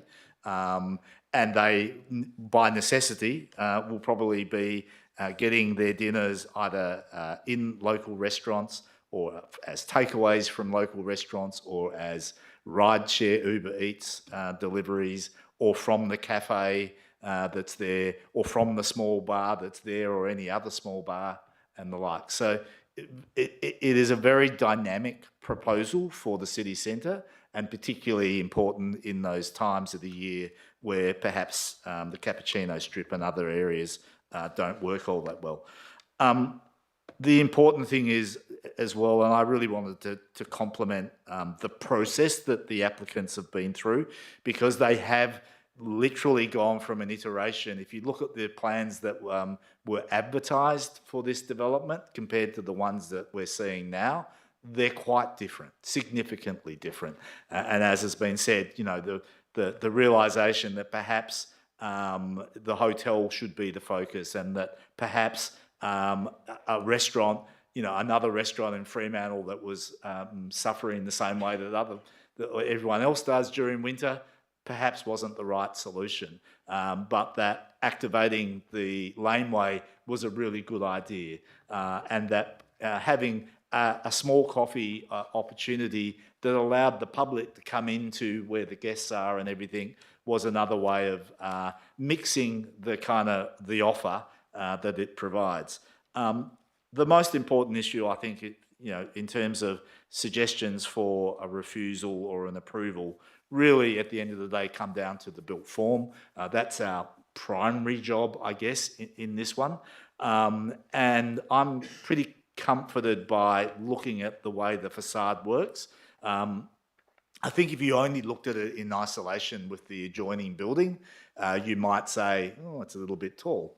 But when you look at it in the context of South Terrace, if you stand there outside Old Papa's and were to look down the street with this, you would see Metro's on the other side of the street, which is almost the same sort of bulk and scale. You see the TAFE building a little bit further on, which is almost the same scale.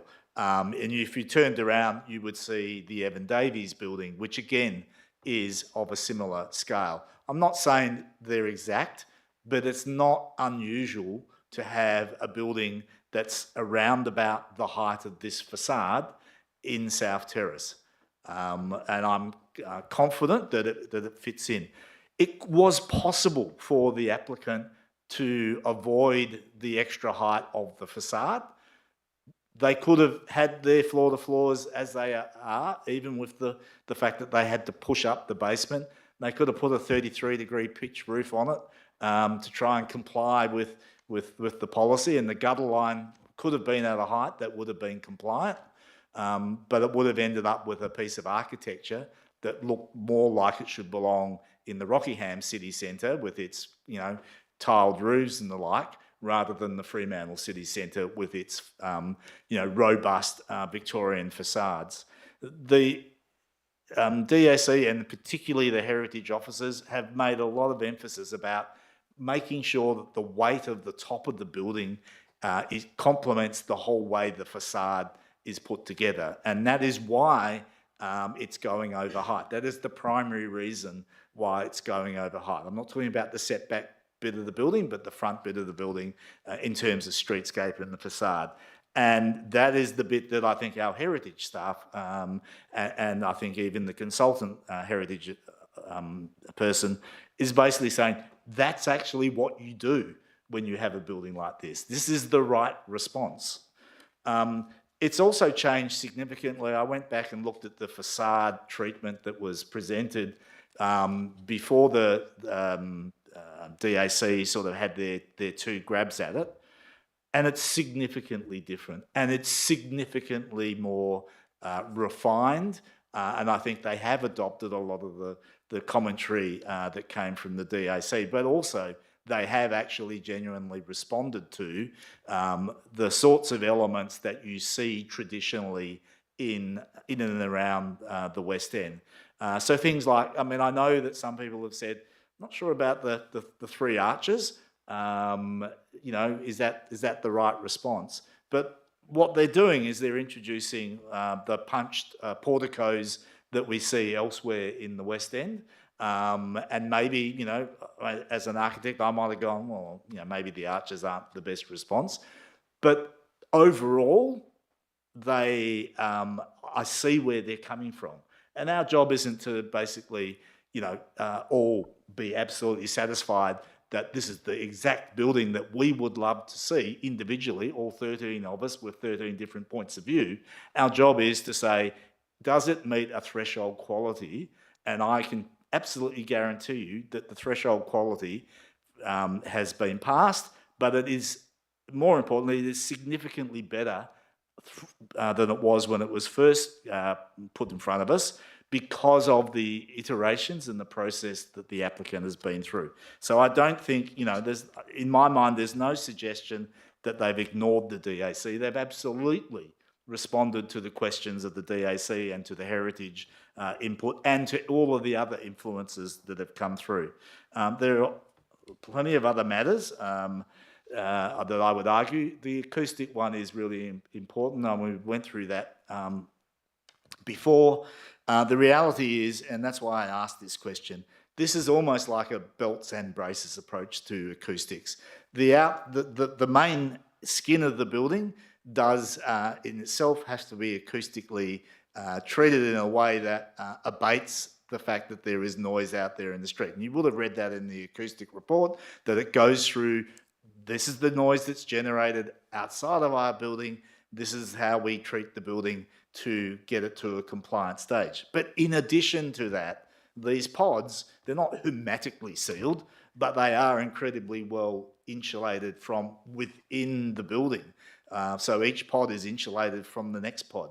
You know, there's a person sleeping directly above you, and they're insulated from that. And there's a person sleeping literally, you know, this far away from me, and they're insulated from that. So they are very well insulated inside individually, as they are also on the outside skin. So I'm not concerned that this style of residential is going to be problematic in terms of South Terrace and the like.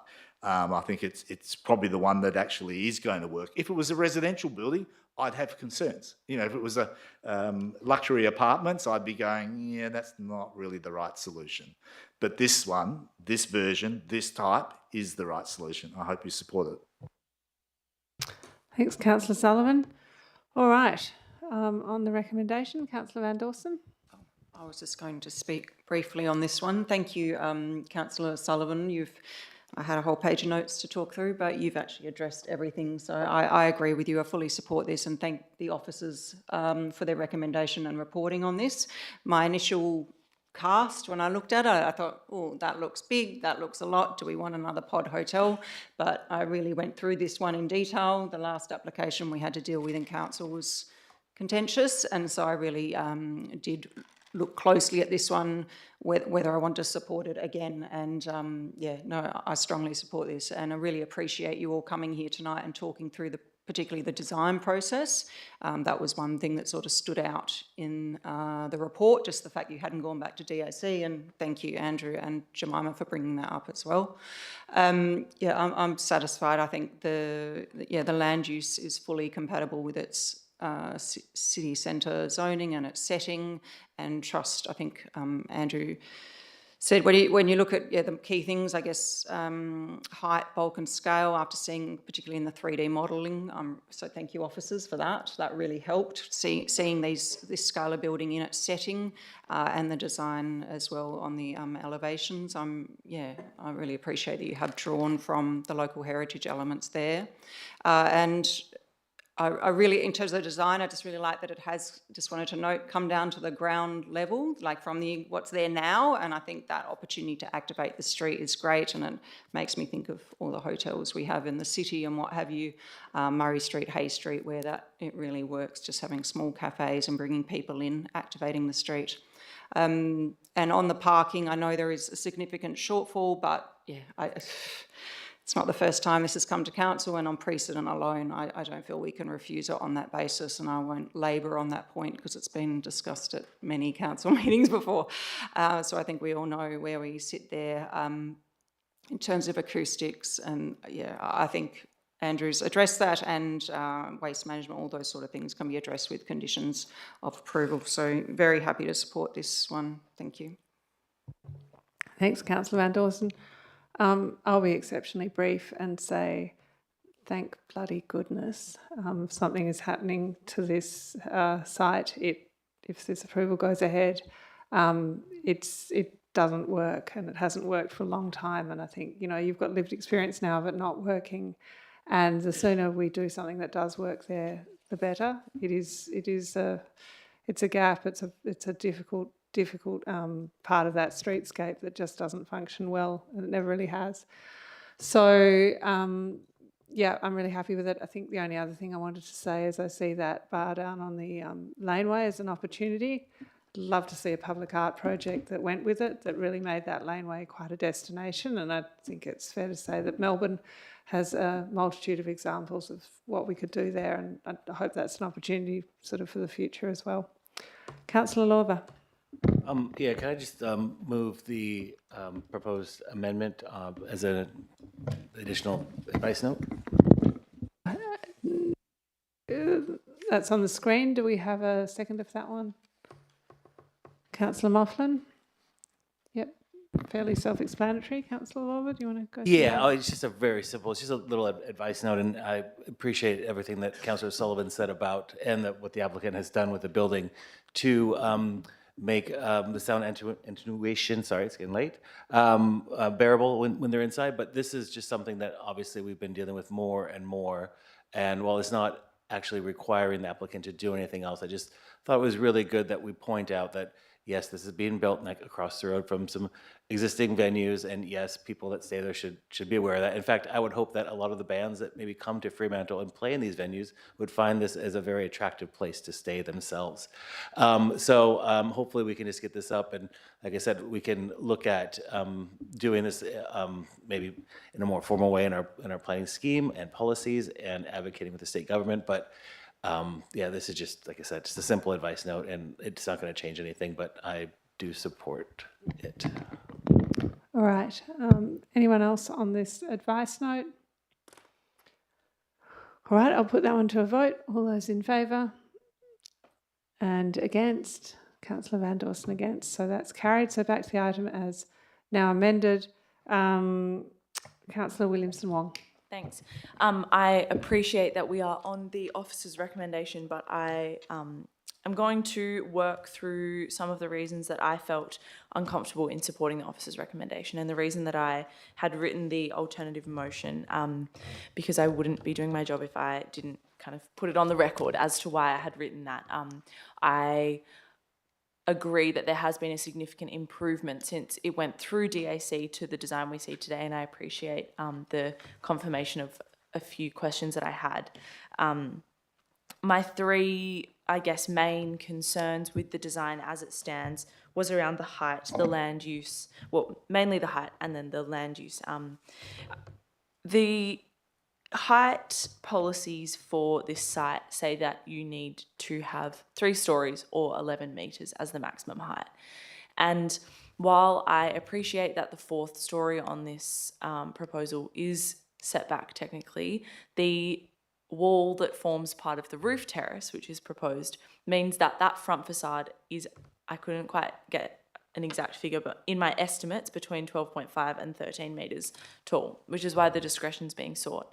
And I personally feel as if that specific bit of South Terrace is special, and I guess Fremantle is special because of this small scale of buildings that we have. And I know we give discretions on height in other places, but this is a significant site into Fremantle, and you know, our architecture is unique, and the context is unique because of this small scale that we have, which is unlike other cities.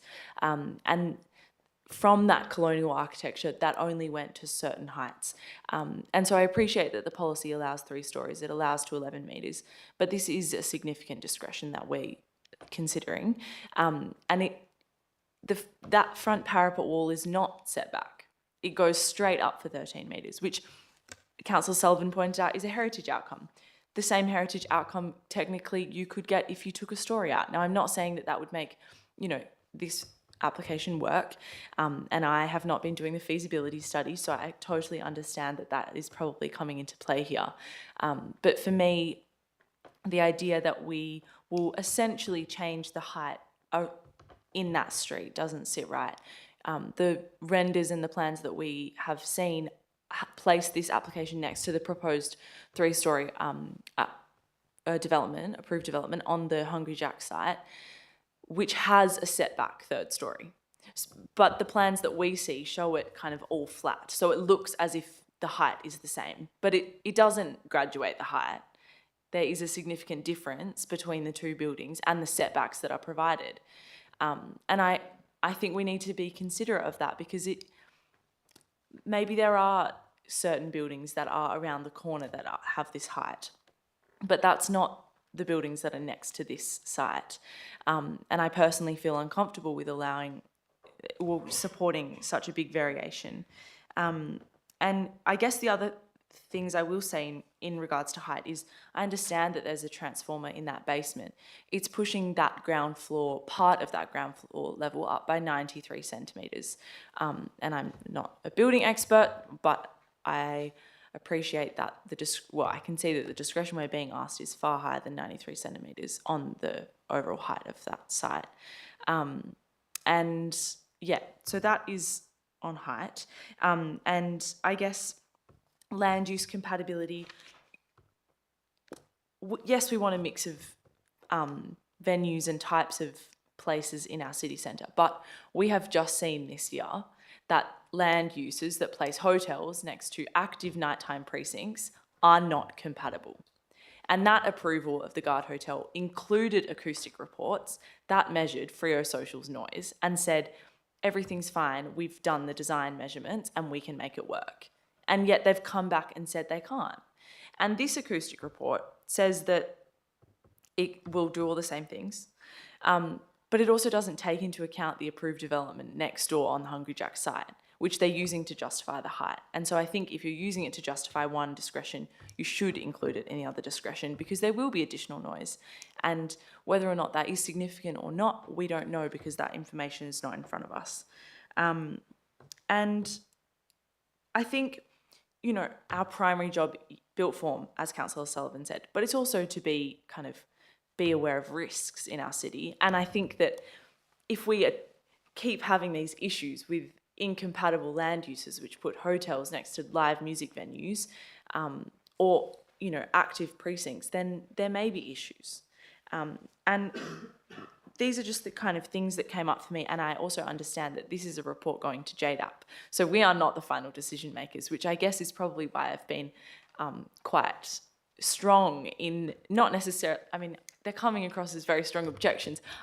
They're not necessarily strong objections, they're just concerns that I have with the development as it stands. And I felt as though the only way to really give that to JDAP to consider was by putting up an alt motion. I will just quickly touch on the parking shortfall.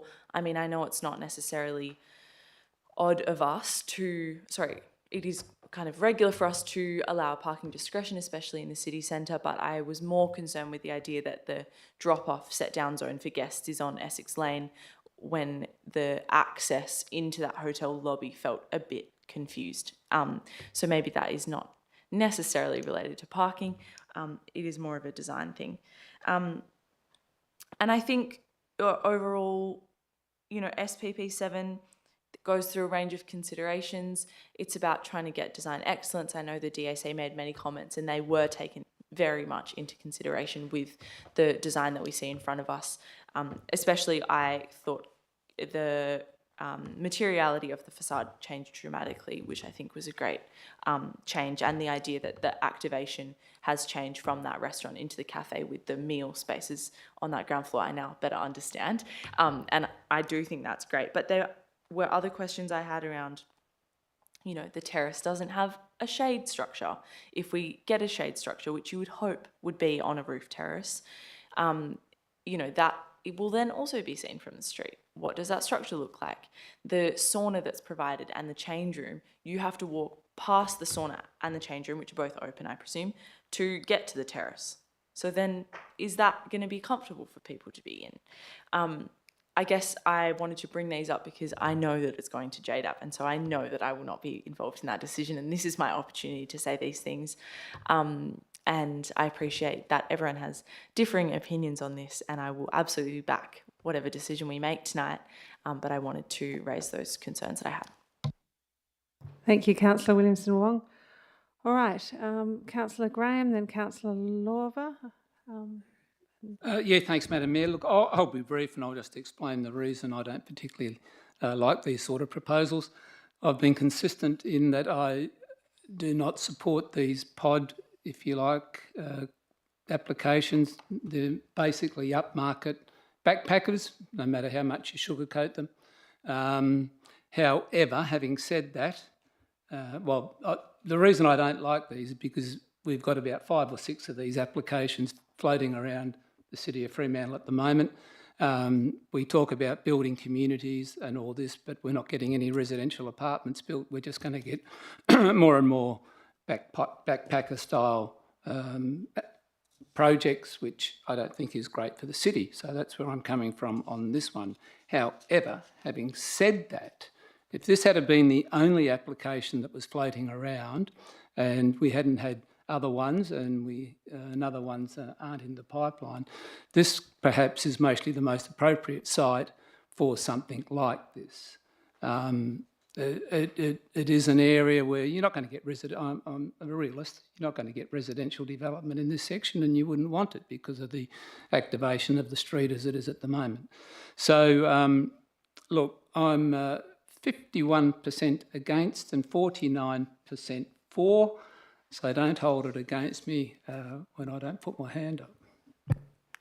All righty, Councillor Lorver. Well, let's see if I can get you 2% more for Councillor Graham with my stunning words. And I also will be brief. Yes, I think what you had just said about this being the right place for a development like this, I absolutely agree. I think as far as a pod hotel, this is one of the better ones that we have seen, and I really appreciate the applicant including the activation to South Terrace, because I think that's vitally important, and also activating that lane. I think that's really great, and there probably is a % for public art on this application that's due, and if you spent that on doing some murals there in the alleyway, I don't think that would be misspent funds, but that would be your choice. So thank you for going. This is a long process for you, and I know that, and thank you for sticking it out and getting it to this point. And when it goes to JDAP, I hope they support it as well. So, Thanks, Councillor Lorver. I think the mover was Councillor Sullivan. Did you wish to close, or shall we go to a vote? All right. So all those in favour and against? Councillors Graham and Williamson-Wong against, so that is carried. So that's support for the officer's recommendation to approve to go off to JDAP now at some stage in the future. Thank you. All right, councillors, we have a number of items on the agenda remaining, one of which has an amendment from Councillor Sullivan. I am going to propose that we move items 5, 6, 8 and 9 on block. Do I have agreement to that? Councillor Archibald seems to be saying yes and moving it, and Councillor Love is seconding it. Do we still have a quorum? 2, 4, 6, 7, just. Hey, nice. Oh, no, we only have 11. Yeah, we have. Yeah, all right. So we'll put that one to a vote. All those in favour? And that's carried. Will come to the draft local planning policy 3.2. Councillor Sullivan, I think you'd love to move that one, I imagine. There's an amendment to it, seconded by Councillor Van Dawson. Councillor Sullivan, would you like to go to your amendment? Thank you. I'll move my amendment. All right. Second of that, Councillor Van Dawson. Okay. I just really wanted to just finesse it a little bit by pointing out that we aren't endorsing, something that we then put out to public comment. We're receiving it for the purpose of putting it out for public comment, so that when the public comment comes back in, we can finalise what we believe is in the document. It also obviously, indicates still that we think the document's pretty damn good, and we thank the staff for bringing it forward, and it's actually at that stage where it's ready to go out. So it's not suggesting that it's not already a very good document. And the second part is that I don't believe if you're going to advertise something that you preempt it by saying that you're going to get rid of all the old policies before you've adopted the new replacement policy. I just think that's good practice, and that's what the second part of it does. Thank you. All right, thank you, Councillor Sullivan. Anything further on the amendment? Councillor Van Dawson? Yeah, just briefly, just wanted to thank Councillor Sullivan for bringing forward this amendment, and if anyone is watching or listening out there, I do encourage you to review the policy and all those being revoked, just to make sure everything's being addressed, because we did discuss it at the informal electors meeting, and yeah, I think there's a few things to look at there, just making sure what's being revoked, and yeah, we're satisfied the new policy will address any gaps. Thank you. Thank you, Councillor Van Dawson. So I'll put the amendment to a vote. All those in favour of the amendment, and that's unanimous. And back to the item as amended. I'll put that on to a vote if nobody has anything. So all those in favour, and that is also unanimous. All right. I feel like an auctioneer. That takes us to the end of the items. We have no urgent, late, confidential business, etc. So I will declare the meeting closed at 9:31 p.m. Thank you.